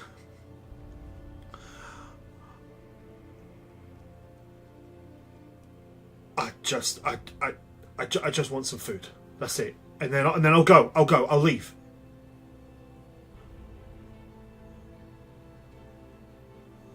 Can I make a empathy check? Let's see. Empathy. I'd say yes, I'll allow an empathy check. Trying to discern, obviously it's not like, man, there was some, I gotta adjust dialect here and be like, there's every part of my brain is telling me insight check. It's like, but that's not the verbiage here. Empathy's the closest I got. Listen, guys, see if until it kind of gets you to the point of using like the Dragon Age vernacular, do feel free to just go, I can't remember what it is, but I want to insight this. Like, feel free to do that. We'll figure it out together. Gods, I've ran games of Dragon Age before, and I'm still going, shit, I can't remember how that rule works. Or I'm going, like, make an insight. Not insight. So take your time with it. Right. So while you're rolling that empathy, what's up, Wacky? While Tira's like out collecting sticks, can I make a hearing perception to see if I hear like this conversation happening off in the distance? I'll allow it, but I would say it'll be quite difficult because he has maybe you've maybe wandered a bit deeper away, and also Aldred is known for being, quite soft but deep and firm of voice. So certainly, I just have the focus in hearing, so I was like, this is an opportunity. By all means, go for it. So Aldred, what did you get in your empathy check? I got a total of, it's only like a 10, I think, but I got a double. I got a double, and I have 4 stunt points, I think, in this. And so I'm looking for where the list of stunts are. Okay, so they should be it shouldn't be too far away from the combat. Oh wait, actually no, they are in a different page from the combat stunts. They're under role-playing stunts. Role-playing stunts are somewhere. They're definitely somewhere. Stunt points, they are on page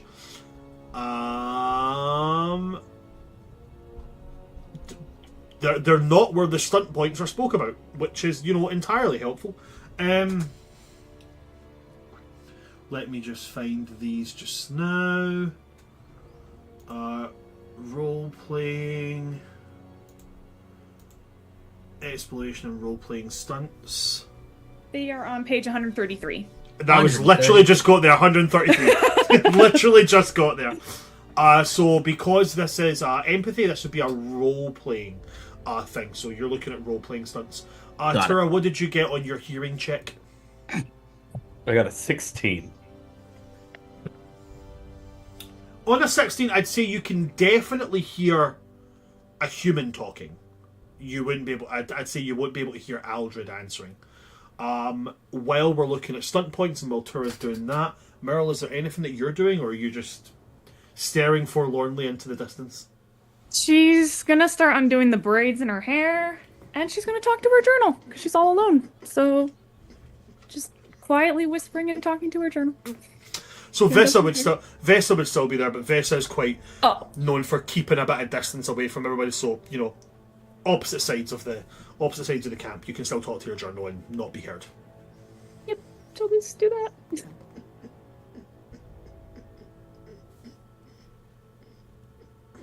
I don't think this would. I mean, Aldred probably could just follow it up with this anyway. No, that would be a separate check entirely. So no, that's not how that would work. It's really funny to go to the 4, like stunt. Because I just go to the max one and just work my way back up.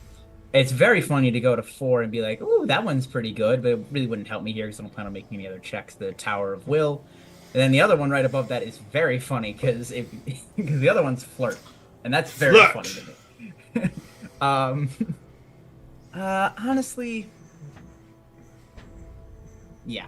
I think I'm just gonna go. I don't know what the result of the roll is. I have nothing I can really think to use the stunt points here for.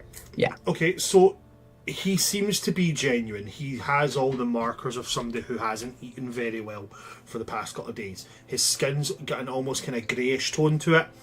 Mm-hmm. He's, despite talking about food and despite saying he's hungry, his lips are quite dry and chapped. He doesn't seem to be able to have like much saliva in his mouth, and he does kind of, even though he's standing still, he does kind of sway every now and again, as if he's weary or weak. So it seems that he's being honest and he's being genuine when he says that he doesn't mean harm. He just wants some food. I think then Aldrad will take out some jerky and hand it to him. Very big individual, but hand it to him. What? He'll take it and he'll, I don't know if you believe in it, but Micah bless you. And he starts like cramming this into his mouth. So you were with the king? I was serving on the front.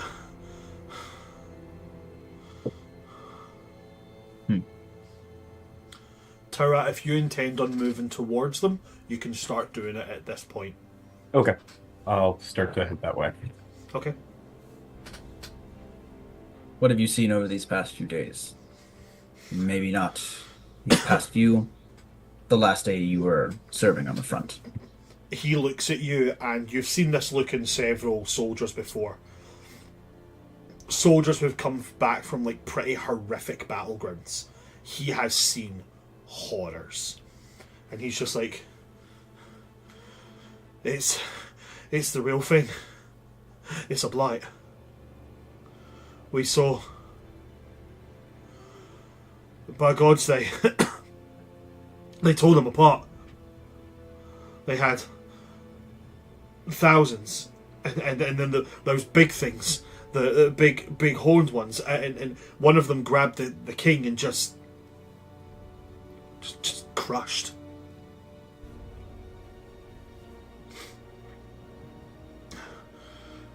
We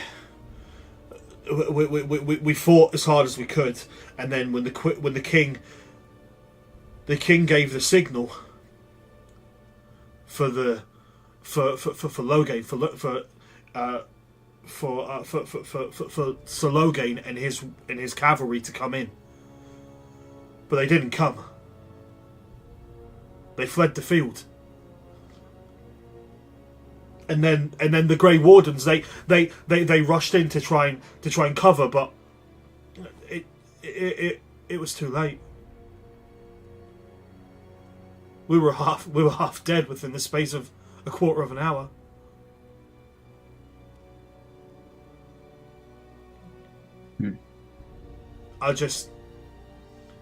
When I was the last left of my troop, I ran. I need to get home. I need to tell my family. I need to get them out. There's a pause, or there's what's the phrase I'm looking for? There's a very like narrowing of the gaze at the fled. There's something intrinsic that Aldrad can't seem to shake on why he hated hearing that. But the eyes kind of open more. At this He point, moves. Tura, you will have joined them at this point. He moves to the man. He just places a hand on his shoulder. Where is home? Where is home? I'm from a village just north of the hinterlands, Lothering. That's where we're headed. You pop It's out and as you- say that. It's as you get closer and you put your hand on him that this isn't a man. This is he is barely a boy. He is 18, 19 maybe.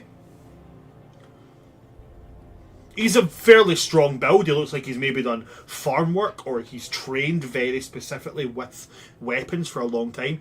He looks like he's a cut of a build above your average soldier. Quite tall, quite broad-shouldered, well muscled, but the face and the eyes give it away. He's not in his 20th year.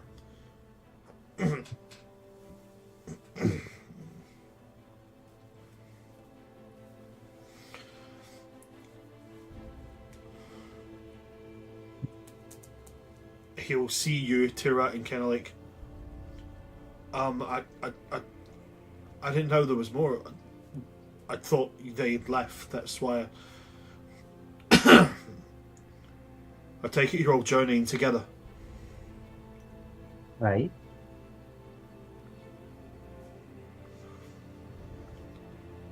You happen Try to to be pick headed up to the- you. Oh, I was making sure that the guy heard Tira as well as saying that's where we. Oh no! He Tira knew. said- He Okay, saw. good, He's good. seen Tira coming. Since we're heading to your village, how far is that village away? Actually, 2 or 3 days travel.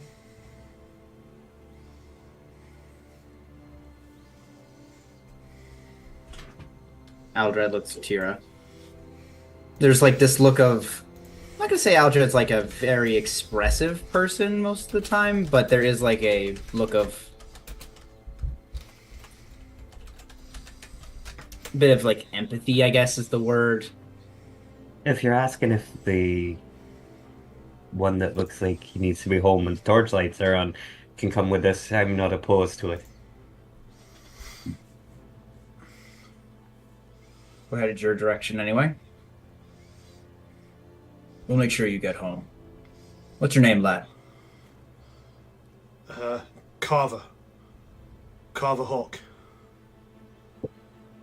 And he'll put his hand out to shake. A pleasure to meet you, Cabahawk. Aldrad. I've never met one of. I've never met a Kunari before. Seen them a couple of times, but I've never had the pleasure. You'll never have anything more. You'll never meet one, well, more genial than me, I'll say. And he'll look to you and he'll go, I've met a few elves. My mum trades with Dalish sometimes when they pass nearby. Oh. Oh, that's interesting. I know I don't look like much, but I can handle myself. And he pats the sword on his back. I mean, I'm good at fighting. I won't be a burden. I'll help in any way I can. Knew you wouldn't be a burden. You survived this long. It's worth something. I think he'll give a go from the handshake to almost an encouraging like hit on the back, basically.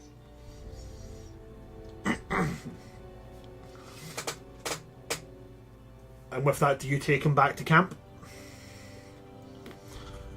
Meryl and Vesa, you guys would see Aldred, Tira, and this tall, muscly boy brought into the camp. And when he sees you, he kind of stops and he does a very, this is what I'm meant to do, I'm just not used to doing it, where he kind of stops and kind of like, you know, bows a little bit. And it's like, hello, I'm Carver. He like looks at him and then just slowly looks away. That's Meryl. Nice to meet you. I dump my sticks into a pile in the center of the area that we're calling home. And then do you guys settle down to sleep and rest? Sleep is generous, but I think rest for sure. Yeah, that's a good way of putting it. Are we gonna take shifts? I think, yeah, I was gonna say, our shifts a thing. We probably could take shifts. So when it comes to Dragon Age and, like, you know, resting and such, the way it goes is sorry, just getting to the page now, so I'll make sure I'm getting it all correct. When you are resting,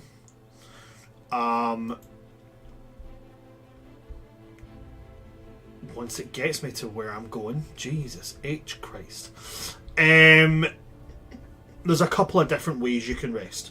So you can just choose to not rest. That's absolutely fine. You are allowed to do that. It would not be advisable. Just, you know, just saying. You can take a breather after an encounter. This is like a 5-minute rest. You catch your breath, tend to minor cuts, abrasions, blah blah blah, and you'll get back a certain amount. Or the only way, the best way to do it is you get some sleep. If you can get at least 6 hours of restful sleep. Now the wording here is very specific. It doesn't say uninterrupted like D&D does. As long as you get 6 hours of restful sleep, then you can recover 10 plus Constitution plus level in health. How do we get does it that work for mana? points? Yeah. Mana points are recovered in the same way, I'm pretty sure.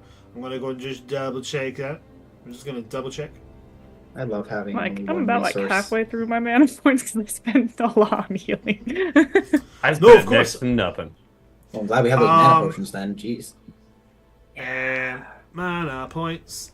Da, ba, da, ba, It's da. expensive. For each hour of rest or meditation you get back, you get back 1d6 plus magic mana points. Or if you can do, this one is very specific. If you can do 8 hours of uninterrupted rest, you get back all of your mana points. I would need 1 hour's sleep, and no matter what I roll, I get back all my mana points. Yeah. If I get the 6 hours, I will 100% get all mine back. So. So Tira can take, like, essentially, like, 1 hour and then be up the rest of the night if you guys need Yeah, but sleep. that's not good for your health. I think, I yeah. didn't get hit. I know. No, I mean like for Tira's body. We're not and her talking brain. about HP here. We're just kind of talking about general well-being. about- I understand. Physiology. Do y'all need a mental health day? I think we need a mental health month after just the It's past fine. 2 hours. Tira's eyes twitching. She's just standing there awkwardly. She's fine. Everything's fine. No. But you guys are going to take it in shifts. I'm not that cruel of a keeper. I'm not going to get something to attack you in the night. You'll all be able to get at least 6 hours of sleep if you want to work it in such a way where you get 8 hours uninterrupted for the mages. Aldred, you and Carver can just swap shifts. That's the idea. Yeah. If needed. Also, is it Carver or Kava? Carver, as in you carve It a is turkey. Carver Hawk specifically. I don't know much Even about I know that Dragon- reference. I'm about to say I don't know much about Dragon Age lore. That last name was like hang on a Sounds second. familiar, doesn't it? Hold on. It's almost like I know exactly who it is because, yep. it's almost like there's references within references. I'll sleep in But- it. Okay, at that point, what I'll do is I'll just give you guys the credence to do whatever you got to do for the rest, and we'll take our 50-minute break there. And when we wake up, we will do a couple of wee rolls, and then we'll go into arriving in Lothering. Thanks for joining us for part 1, guys. Don't go anywhere. Part 2 is coming up, and maybe there will be more references. Don't go anywhere, guys. We'll be right back. Bum, bum, bum.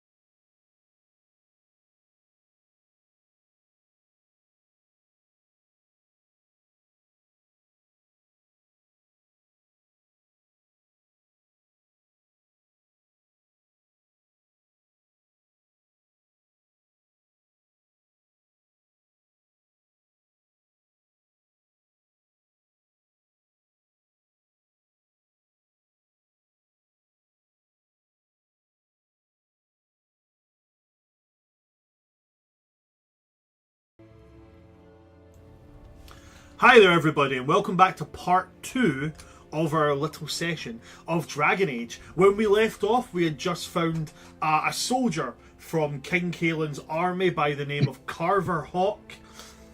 And funnily enough he happens to be from the place that our party has been told to go. He's from Lothering. And so the party brought him into the camp and they have decided that they're going to follow with him to Lothering. Everybody put all your mana points back to normal. You've put yourself back to full health. Mm-hmm. Okay. In that case, we fast forward 3 days.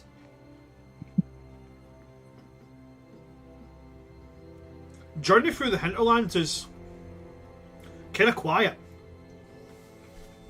There's not a lot of activity. Because any activity that could happen has kind of been halted by the fact that, yeah, there's nobody travelling these roads because of Ostagar.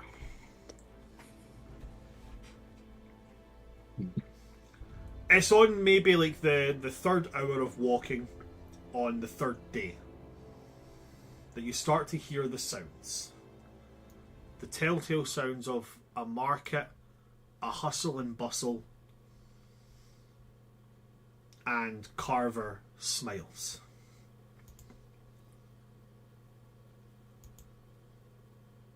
Lothering. It's just ahead.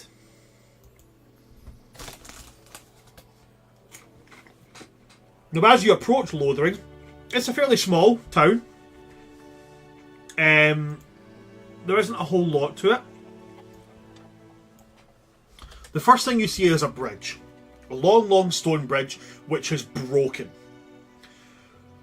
The bridge would usually take you, so that if you didn't want to go into the village, you would go round, follow the bridge around, and it would take you on the next path that would take you up towards the main Ferelden roads, which will take you towards like Denerim and going towards Lake Calenhad and so on and so forth.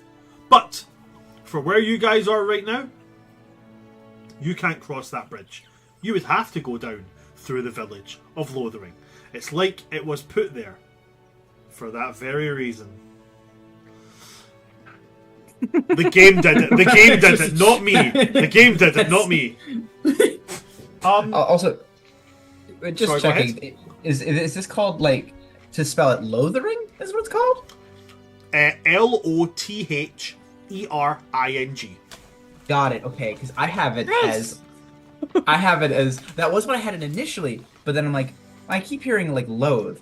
So I thought this was just, I loathe to be here. And I'm like, oh, okay, that's a fun Everybody hates their life here. It's the worst. It's a miserable town.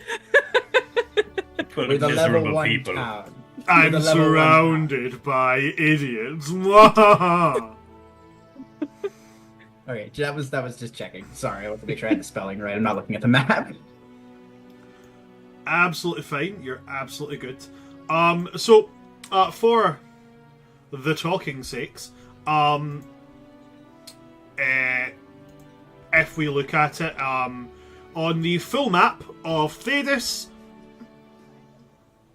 we're still in the lower regions of Ferelden, as you can see there. And if we jump on over to our map of Ferelden, you can see we've moved a little bit further north from Ostagar, and we're now sitting at Lothering.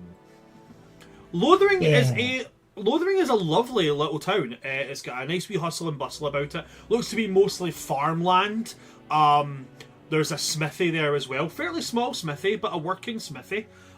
Wheat fields extend beyond the view of the village, you can see. There's a small river that runs through the middle of the village with a little stone bridge going over it. But before you cross that stone bridge, there are two major buildings here. One looks to be like some kind of tavern, some kind of inn, and directly next to it is a building that anybody who has spent any time with the Circle will recognise. It's a chantry. Oh, The chantry no. has an active presence here. As you approach, there is a guard standing at the stairs that take you down into the village. Tura and Meryl. Actually, everybody can roll it. I'd like you to roll me. It'll be, I think it's cunning religion. Ooh. Do I have that? I think that's. Do I think have that's that, your, and I also think you have a the focus talent in that. of lore. So. Oh, it's talent.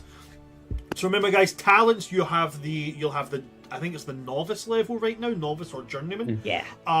And if you have a focus, you're adding your +2 onto your roll for the focus you have. Okay.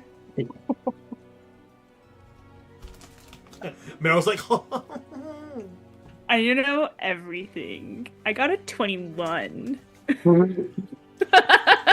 didn't even know you could get that number.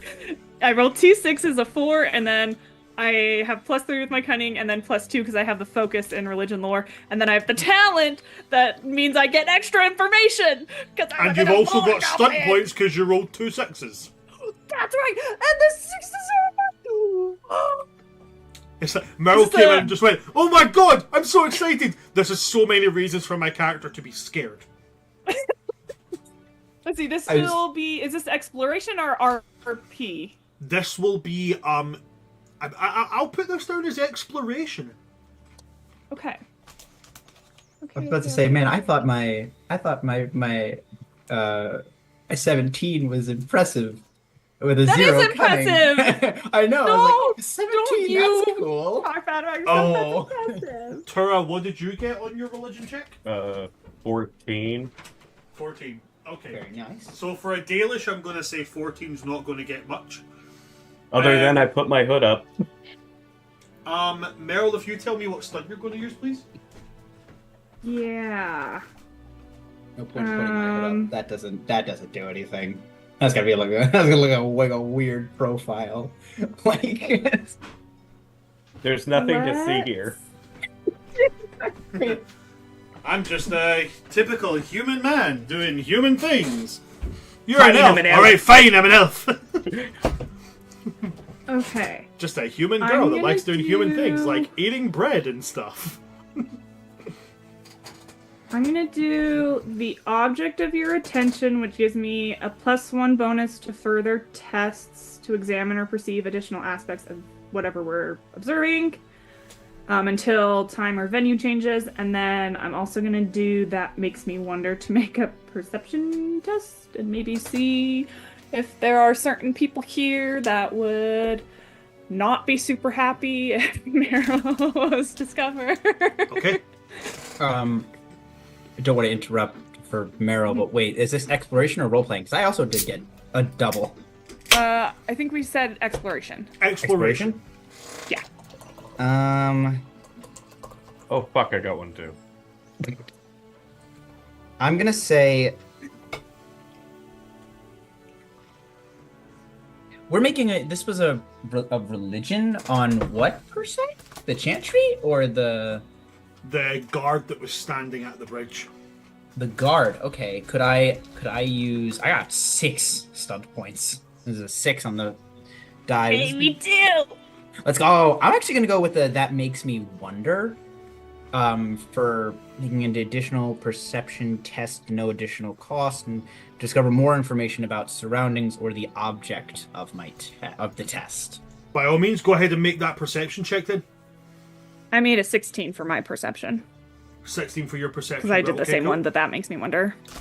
Okay, cool. I also So- get +1 to other tests until we go inside the city because that will be a venue change. She got a 16. I think it's higher than me. Yeah, that's only an 11.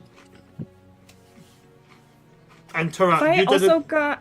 Oh, sorry. Go ahead. Sorry, go ahead, Meryl. Oh, I rolled doubles again. Does that mean I get more? You don't. stunt points? So we did look Okay. this up. You don't Okay. clock stunt points on the additional one. I don't think. Okay, cool. I was like, I don't know the rules. So Tura, like I did say, for somebody that has been with the Dalish for so long, probably not something you'll get a lot of information on. But did you say you got stunt points as well? Yeah, but I'm not going to spend them because there's nothing that would be Okay, actually advantageous with 2 points. So you'd all recognise this particular type of soldier that's standing there. Plate helm, plate armour, long flowing, almost robe-like chainmail, and robes and drapings on top of it. This is a Templar. That's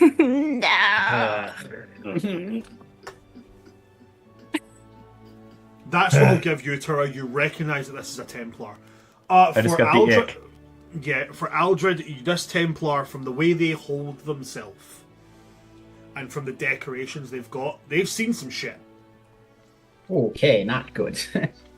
Merrill, from what you are looking at here, you know Templars inside and out. You grew up around Templars. Yeah. Not only can you tell this Templar is decorated, meaning that he's fought against demons. The way he holds himself, this motherfucker knows how to fight. Okay. As you guys approach, he puts a hand out and he goes, I apologize for having to stop you, travelers. Can I ask where you are coming from? Altrad will step up, unless told not to, by any looks. Meryl was just gonna go, Ostagar. And she'll probably take the lead. She knows that she is, of her group, the least threatening looking. I was gonna say, hearing Meryl say Ostagar, Aldrid's just gonna step back. He will She's look also you dealt all with over. Templars before, like a lot, so. He'll look you all over and go, I see. That would explain why you are both without your handler.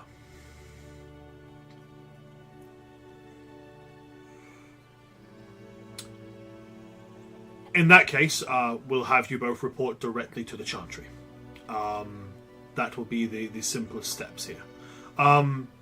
You'll have to forgive me, I won't be able to escort you there myself. But it's just that, and he points towards the building. He's like, that building down there, when you go inside, the Reverend Mother will speak to you there. What about the rest of you? Oh, sorry. We're Grey Wardens. We don't report to the Chantry. Altrad will pull out the note. Takes it, he reads it, and he's like, Grey Warden recruits, not yet joined. And where is your recruiter? The letter says exactly where he is. Ah, yes, I see. Well,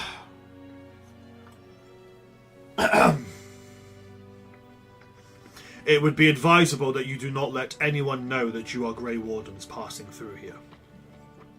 Why? The Grey Warden's crimes that led to the fall of King Kaelin at Ostagar have been made publicly known by Tern Loghain. Grey Wardens are now executed on sight. No, that's not correct. He's gonna from behind his helmet you see his eyes go wide, and he's gonna say, I lost brothers and sisters at Ostagar. One of them managed to make it here, passing 2 days ago. I am aware of the truth of what happened at Ostagar. Sorry. It would be a shame if, say, 2 other Grey Wardens, travelling with another companion, passed through here not 2 days ago, claiming to be on their way to Lake Calenhad. It would be terrible if that knowledge were to reach unwarranted ears. And it would certainly be more terrible if other Grey Wardens were to hear of this and were able to rendezvous with said Grey Wardens at Lake Calenhad, which is a roughly 2 days' travel northwest of here. Are we of understanding? Absolutely. Bristol. But as there are no Grey Wardens Certainly at not. this point in time, then all I can suggest to you is that you carry on whichever travels you intend to, and to our mage numbers amongst us, you report to a chantry at the next given opportunity. He'll hand you back the letters and he'll say, "May the Maker cast his eyes upon you all." And then he'll lean in and he'll say, "The Wardens still have allies. Let it be known."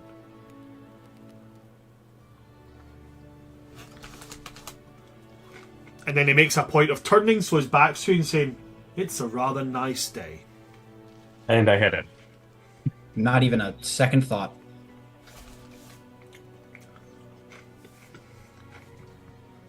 I sure Waiting. know how to pick groups. Hey, we didn't die. No, I just mean Dalish, Apostate, and then now Grey Warden's apparently also on the list of things that get you killed in a city. You should go for a record. Do you think there's a fourth? Almost certainly. Carver will point over on the other side of one of the wheat fields and say, "That's my house over there. You're more than welcome to come and rest for a time if you want." I think that it might make sense for us to rest, stock up, and then we can hit the road as quickly as possible. We have food and supplies there. I'm sure my mother will tell you to take what you need. We're going to be packing up quite quickly anyway, so Fair enough. Lead the way, Sir Huck. I'm not a sir yet. Oh, I just assumed because... Never mind. I don't know how your fucking human things work. Oh, okay. It turns and just walks off like... They sounded angry. They sounded angry. They sounded angry. Aldred, as you're walking through here, you're getting a lot of looks. A lot of people are actively, like, skirting away from you. Yeah, that's about right.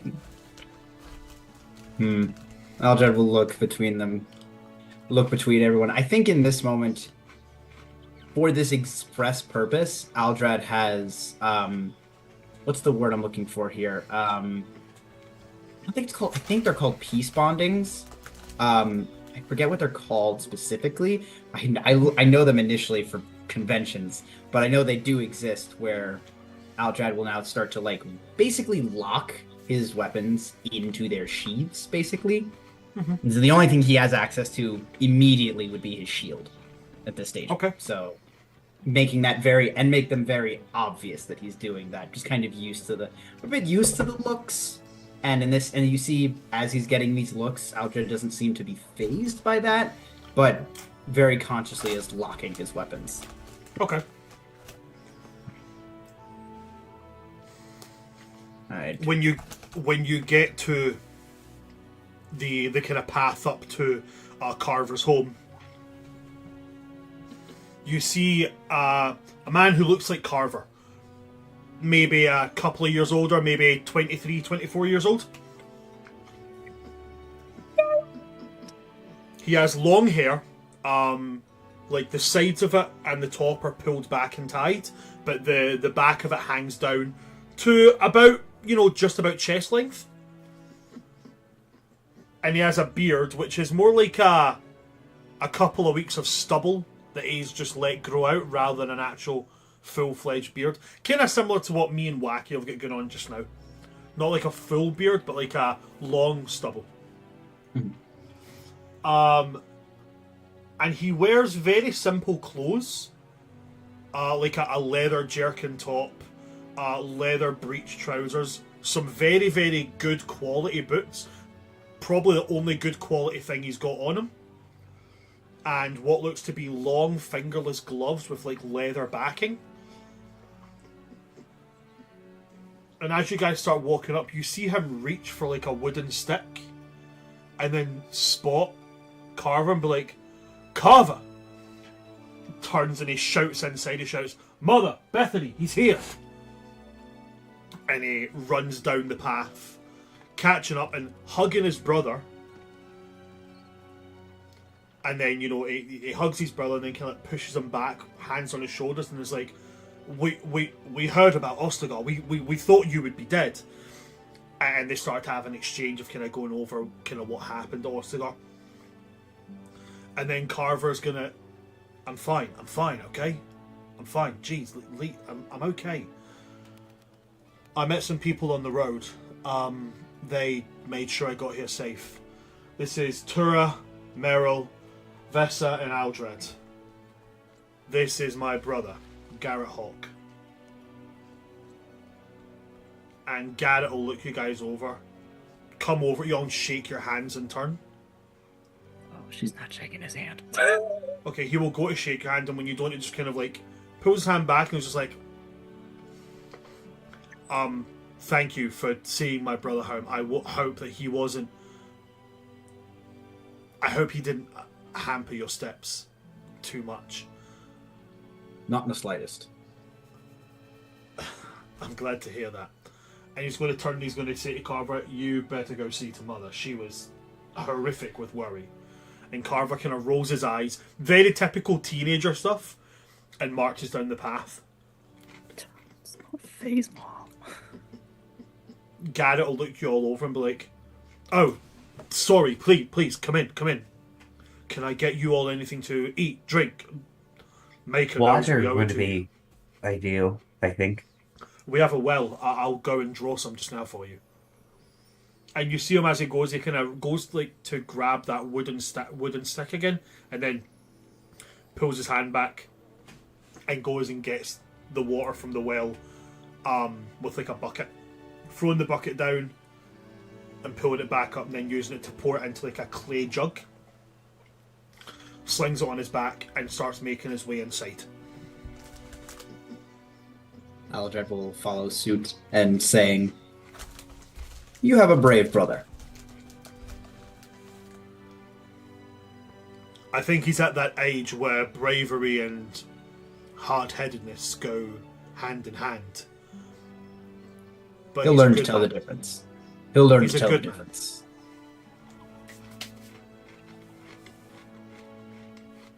When you go inside, it's a lovely appointed farmhouse. It's not got any major finery, but you can tell that they don't have a rich life, but they have a comfortable life. Inside there's a girl pestering Carver, and she looks his exact double, except that she has shoulder-length black hair. Black hair is the one trait they all have in common. She wears like a very free-flowing like white blouse. Again, dark leather leggings with like a blue wraparound skirt and like a red neck scarf, and she's like, fussing over him. And then there's a woman who's also with him. She's older. She has like grey hair at this point. Lines on her face, but lines of like smiling and lots of frowning with worry. The face and the wrinkles of a mother who has watched 3 children grow up. And as she's fussing over all of them, she turns towards you all. She's like, oh, hello. You are the ones who brought my son home, yes? He more brought us here than anything, to be honest with you. Just made sure he got here. I thank you all profoundly for making sure he got home safe. This is my daughter, Bethany. And my name is Leandra. It's a pleasure to meet you all.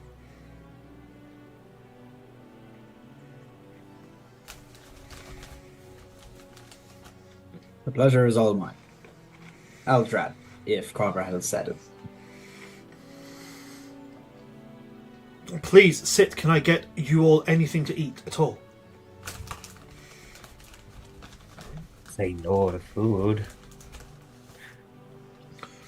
She will go over to a fireplace where there's a big heavy pot and it's like soup. But like most places, like little farm villages like this, soup is less of like a, oh, I'm quite hungry, I'll have a wee bowl of soup. soup is like a meal. It's like lentil soup, like that thick. There's chunks of vegetables still in it and stuff. And she brings over bowls, thick loaves of bread put on the table, and a knife. There's also like butter and stuff readily available.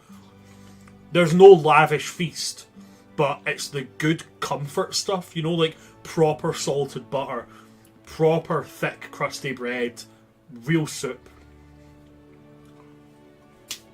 Tira is crying. Bless her. I've had jerky for like 3 weeks. This is food.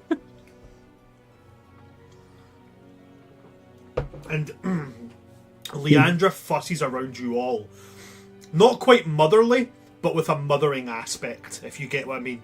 Like, it's like she can't stop being a mum, no matter who it is towards. So, like, some of you'll have, like, you know, like, you guys have been on the road for, like,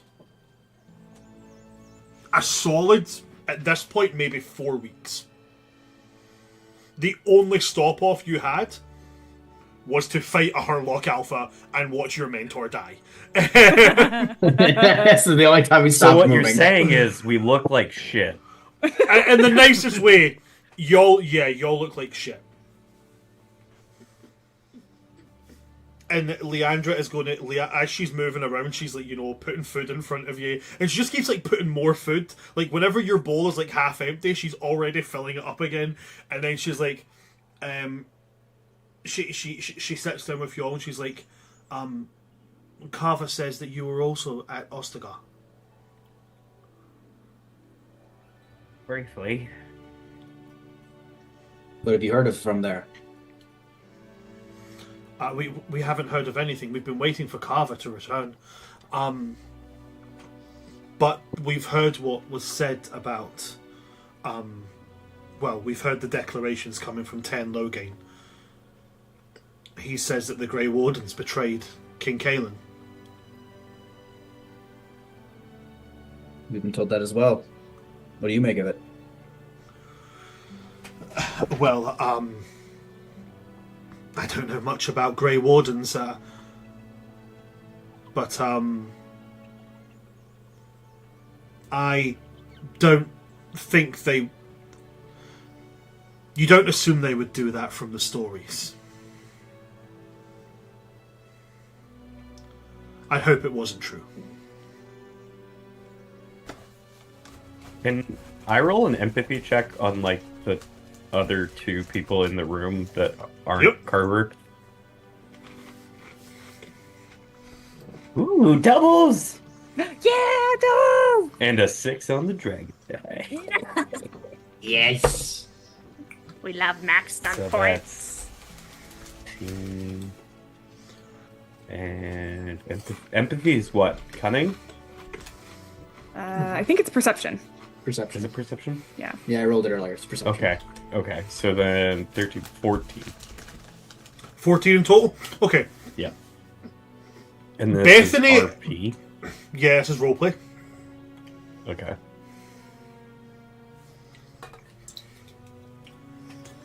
Oh, the temptation to flirt, but not Don't with... flirt with Hawk's mom. We I'm not gonna flirt with Hawk's mom. But like Hawk is in the room, Bethany's in the room. I'm just fucking saying- with you. I'm just saying, BioWare, if you remake Dragon Age 2, Leandra got a bit of something. That sounds. Listen, everyone but Leandra in that room is 100% on the table. But no. Okay. No,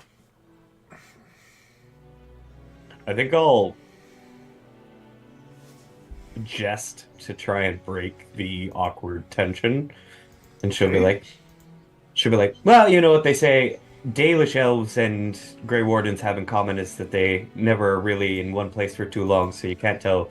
And she'll just like go off into like this long little like spiel that turns into a joke at the end. I don't have one off the top of my head, but That's so. It's absolutely fine. That's They a give mood the right cat. there. They give the cat. Yes, of course.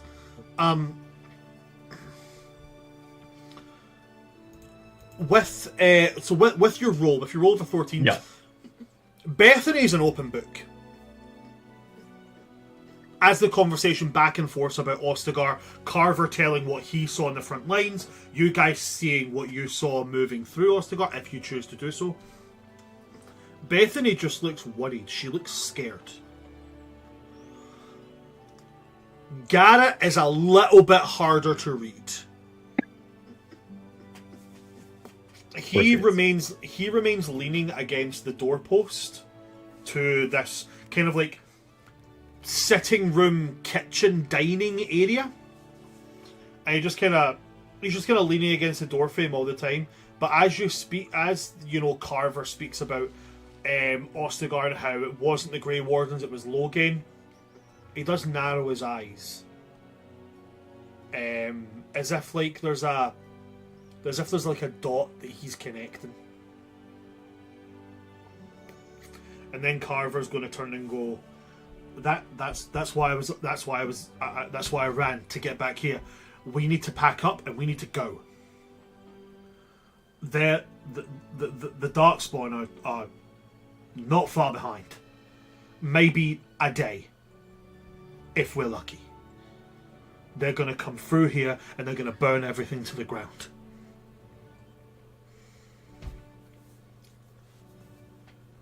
May want to warn the entire town if needed. So many souls, all deserve a chance. Carver's going to look at Hawk, and Hawk look at Garrett. Garrett will look at Carver, and there's like kind of like a hard stare between them before Garrett very, very softly gives a little nod, and Carver gets up and runs out. Within maybe 2 or 3 minutes, you can't hear his exact wording, but you can hear him yelling.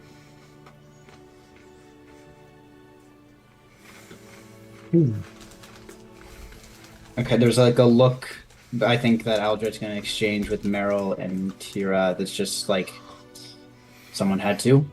It's more like the had to, we're not welcome kind of look. So, best be one of their own.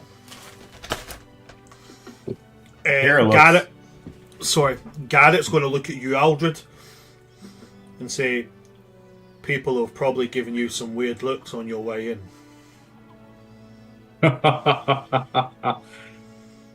That's about...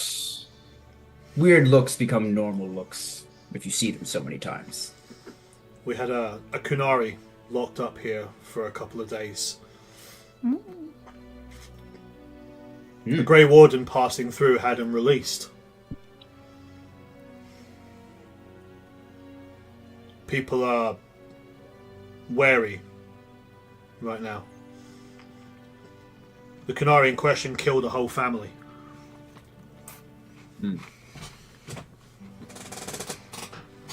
This Kunari look like? If you can describe any more detail than I am. Tall, dark grey skin, white hair and those tight braids that you see on them sometimes. No horns. I'm not saying it to excuse them. I'm saying that don't think too badly of them. We don't see a lot of Kunari coming through here.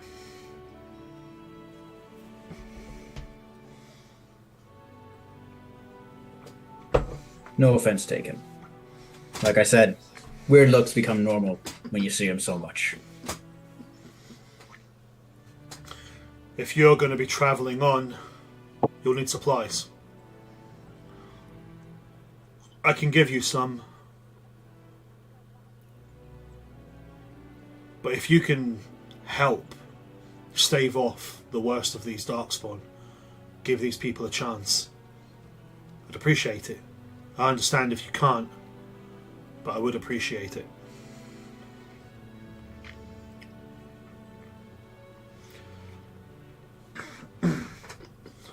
And he'll turn and look at his mum and go, I've got no idea where we go from here. We could go to Denerim. Maybe we can move to Highever. And they just start going into a conversation about places that are open to them to go.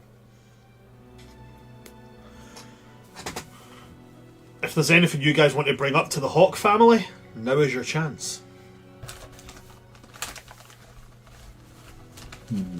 I don't think Tira can manage words very well amongst the Hawk family.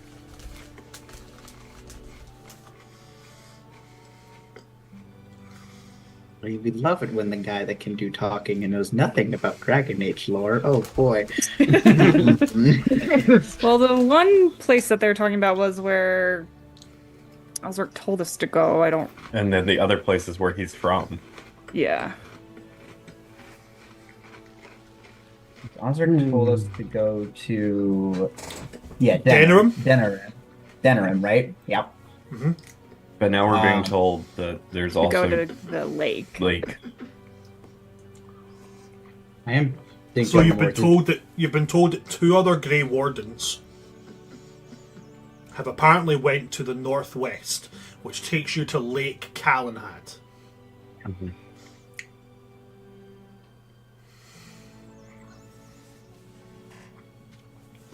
You've also got... Sorry, go ahead, Tira. Go ahead. Yeah, I'll lean towards Aldrad and whisper.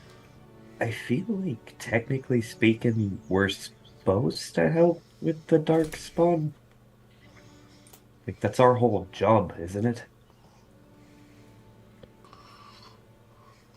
The way that you're saying, they whisper back, the way that you're saying this is indicating some reluctancy to do so. But yes. I'd be lying if I didn't feel reluctant after seeing what we saw. And I'm not one to cast any judgment or blame. It's not a sight many people are willing and ready to see. I'm going to look to Garrett, and see he seems to have a pretty solid head on his shoulders, very protagonist kind of feel to him. Don't know why. He's got this weird main character vibe. Yeah. It's almost like he becomes... You look at him, you just feel like you're going to be really important to the history of this world at some point. Yeah, I don't know. Something's off. Something seems right. What would defending any beginners of Darkspawn look like for our town here? Many defensible points, maybe choke points here and there. When the Grey Warden came through, they helped some of the villagers put down poison traps. They helped some of the villagers put down shrapnel traps. But I think the thing that we need to do to buy them time, we need to destroy the bridge. It's already broken on one major end, but if we break it further back, the Darkspawn will have to circumvent all the way around. It'll buy them another half a day, maybe. All right. The way forward is exceedingly simple then. Darkspawn, from what Carver was told when he was recruited, they send forward skirmish parties. We might face a few of them.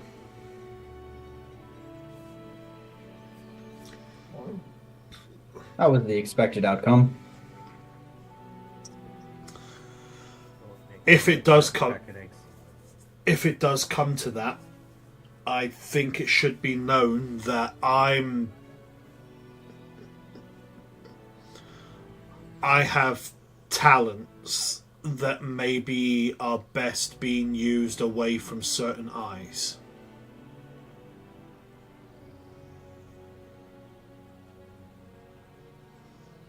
Aldrad will look to his 2 companions for any wording. Empathy. He will raise his hand, and just a small orb of magic will just... and then just pulse out. I want to roll empathy, but I want to do it specifically to see if he was just talking about magic or if he was hinting at a specific type of magic. I'll give you that for free. He's saying without saying, he's a mage. Okay.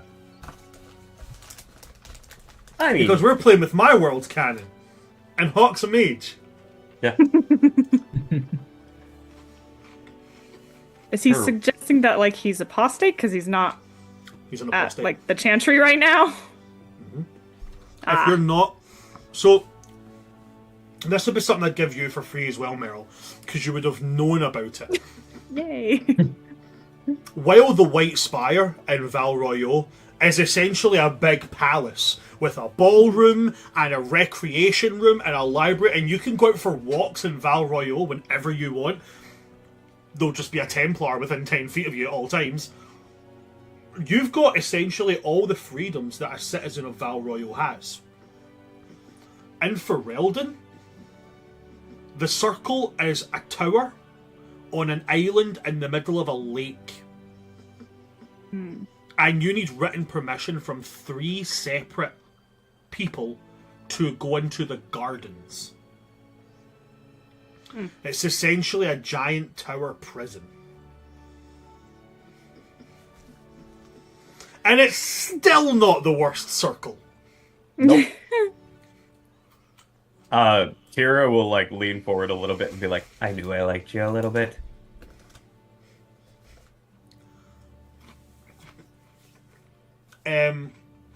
He'll look at Bethany and say, "My sister is the same. So any help that we offer, it would be appreciated if our names didn't make it to any Templar ears." I don't think you'll have a problem with that from us. I don't even think you told me your name. There's like this massive smirk. He'll then say, "I'll go and prepare, and then once I'm ready, we can make our way to the bridge." He'll turn to... Sorry, go ahead. I was gonna, continue. I need to wait for Elle to be done first. Okay. He'll turn to Leandra and Bethany and say, "Tell Carver I've went to do what we discussed. When he gets back, he should get Dad's belongings from the attic, and tell him that I've loaned Bessie to Old Man Hereford down near the inn. He can go pick her up whenever necessary." And then he'll move and he'll grab that stick and pick it up, and as he picks it up, you see there's inscribed markings on the side of it showing that it is a staff.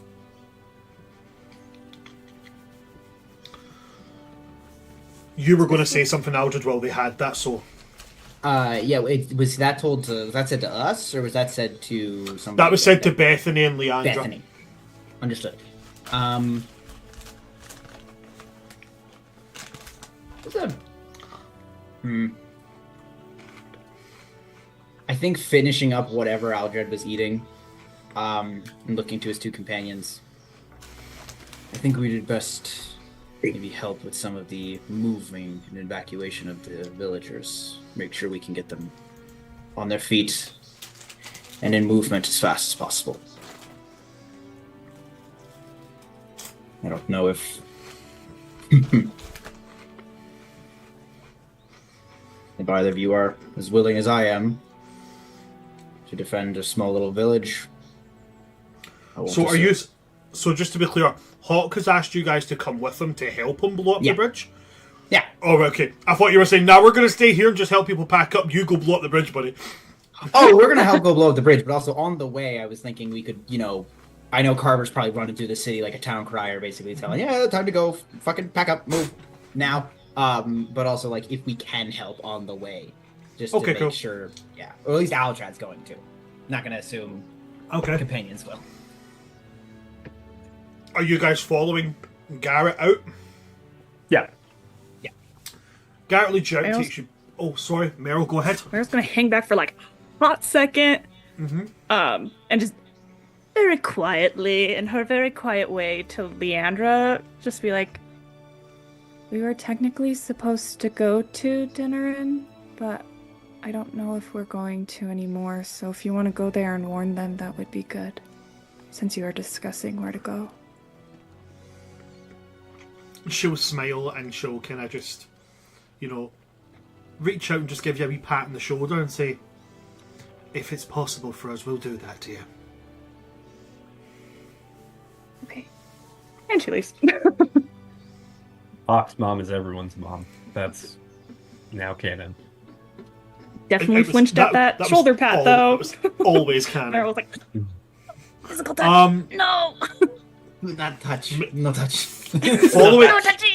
Following Garrett back through the village, Aldred, some people are already putting things on carts, so you're able to stop and help with like heavier objects, putting them up. Your objects, I have a 0 to my strength. No, Aldred is basically like one-handing putting things up if they're bigger or like anything's falling. Bag of flour on a cart, chest of belongings on a cart, small child on a cart. That's the wrong family's cart. Doesn't matter. He's on a cart. Picking up a horse on a cart. The horse used to go at the front of the cart. It's still on the cart. I got it on the cart. I picked it up one hand. You better have seen that. I do actually think, though, if there is like a kid trying to get into a cart that is struggling, Aldred would like boost them up very slightly. Okay. And just all of this is done with a massive smile. But like a big smile in terms of like no teeth, just a lot of very trying to... I like that. Just pleasant, being like, yes, I understand one of my people came through and might have done an oopsie. But I'm okay.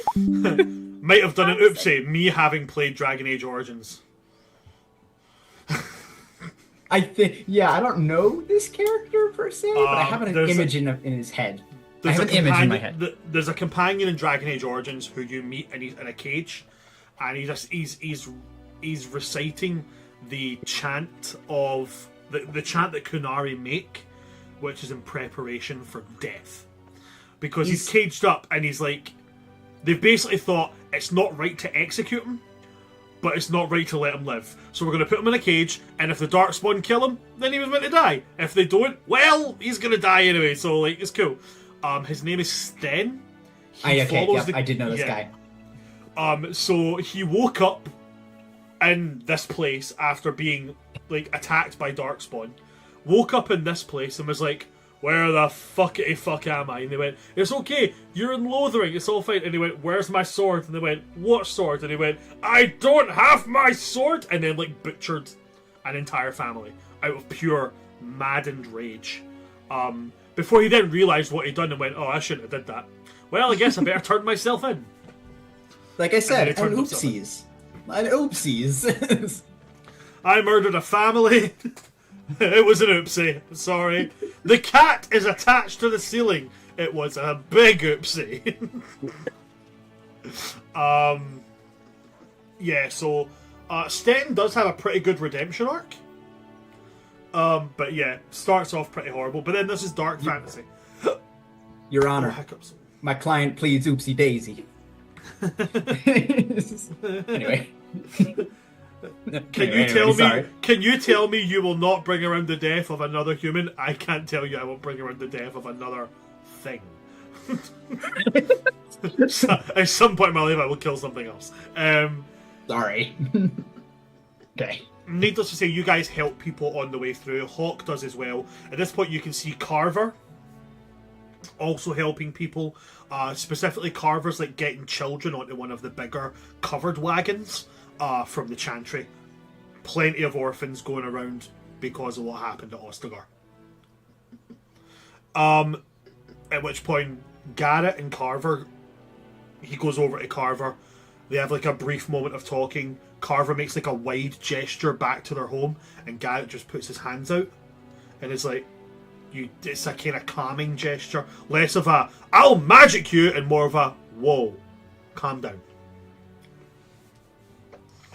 And then they both nod at each other before Garrett starts making his way back towards the bridge, and he waves you guys over to follow in that direction. Absolutely. Continue. I think random note, but I feel like I've changed something now being scarred by our first combat encounter. Aldred is never in the front, nor is he in the back. He finds himself in the dead center so that he can keep everyone safe. Is he also never late nor early, but arrives precisely when he means precisely. to? A Qunari arrives precisely when he means to. needs to. With you guys making your way back towards the bridge, and the bridge being the next port of call for this, I think that's quite a comfortable little place to wrap up our second session. And I know that Abby has played Dragon Age before.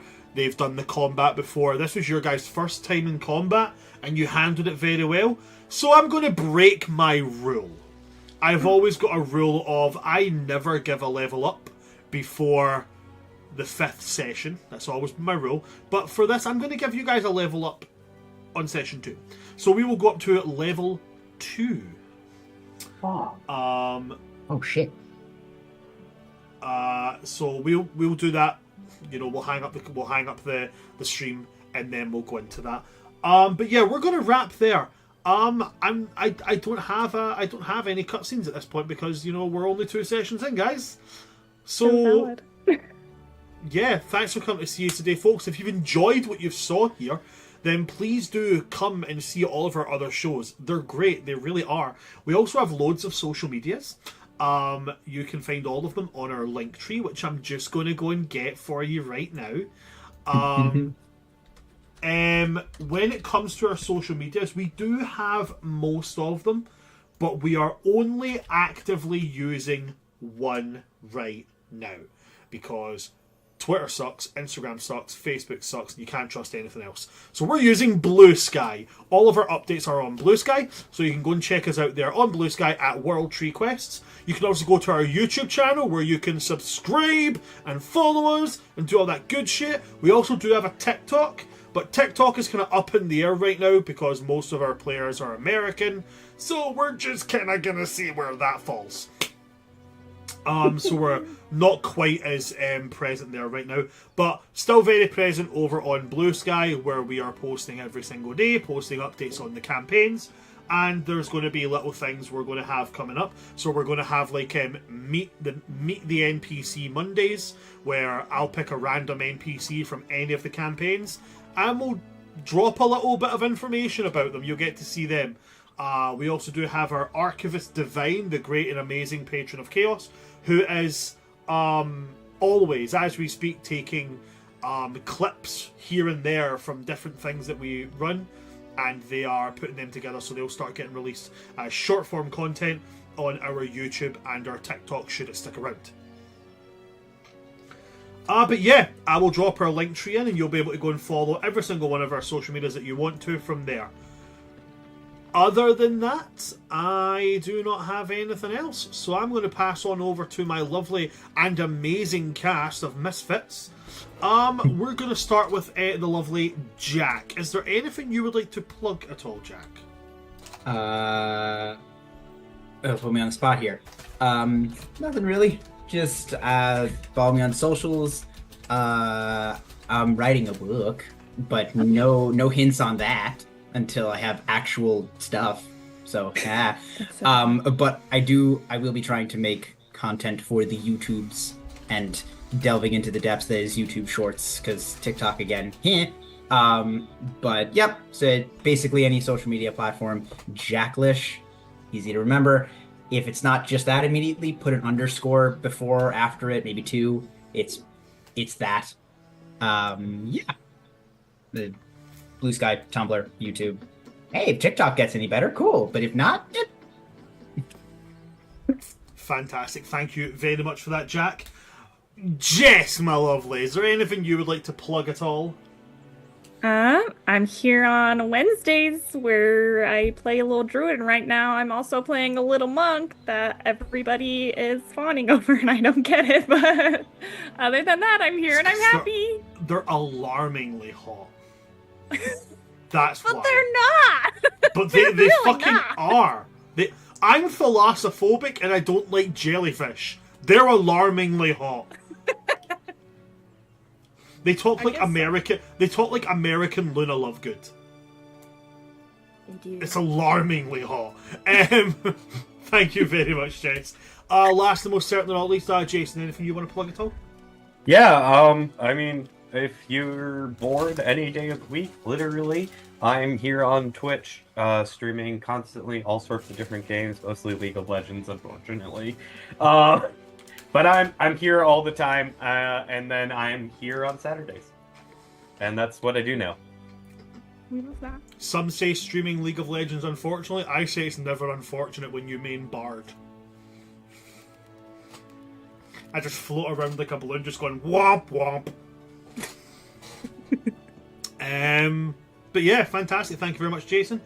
And also do be sure to go and follow our lovely Abby over on her socials at WittyXWitch.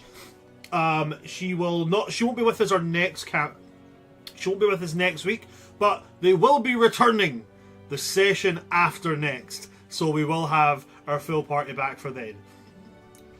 Other than that, guys, if that's it from my party, that's it from me, so therefore that's it from us. Thanks for coming to see us today, folks. I have been your DM of Doom, or your keeper of the lore, Son of Asgard, or World Tree Quest here on Twitch and YouTube. With me today, we have had TTV Wacky Man. Nailed it. Got it! Yes! Stories from the Roses, and Jacklish. From all of us here at World Tree Quests. Good night, stay safe. What can I say? Hawks are hot. Also, don't pull a finny. Good night, folks. Good night. Well, that went well.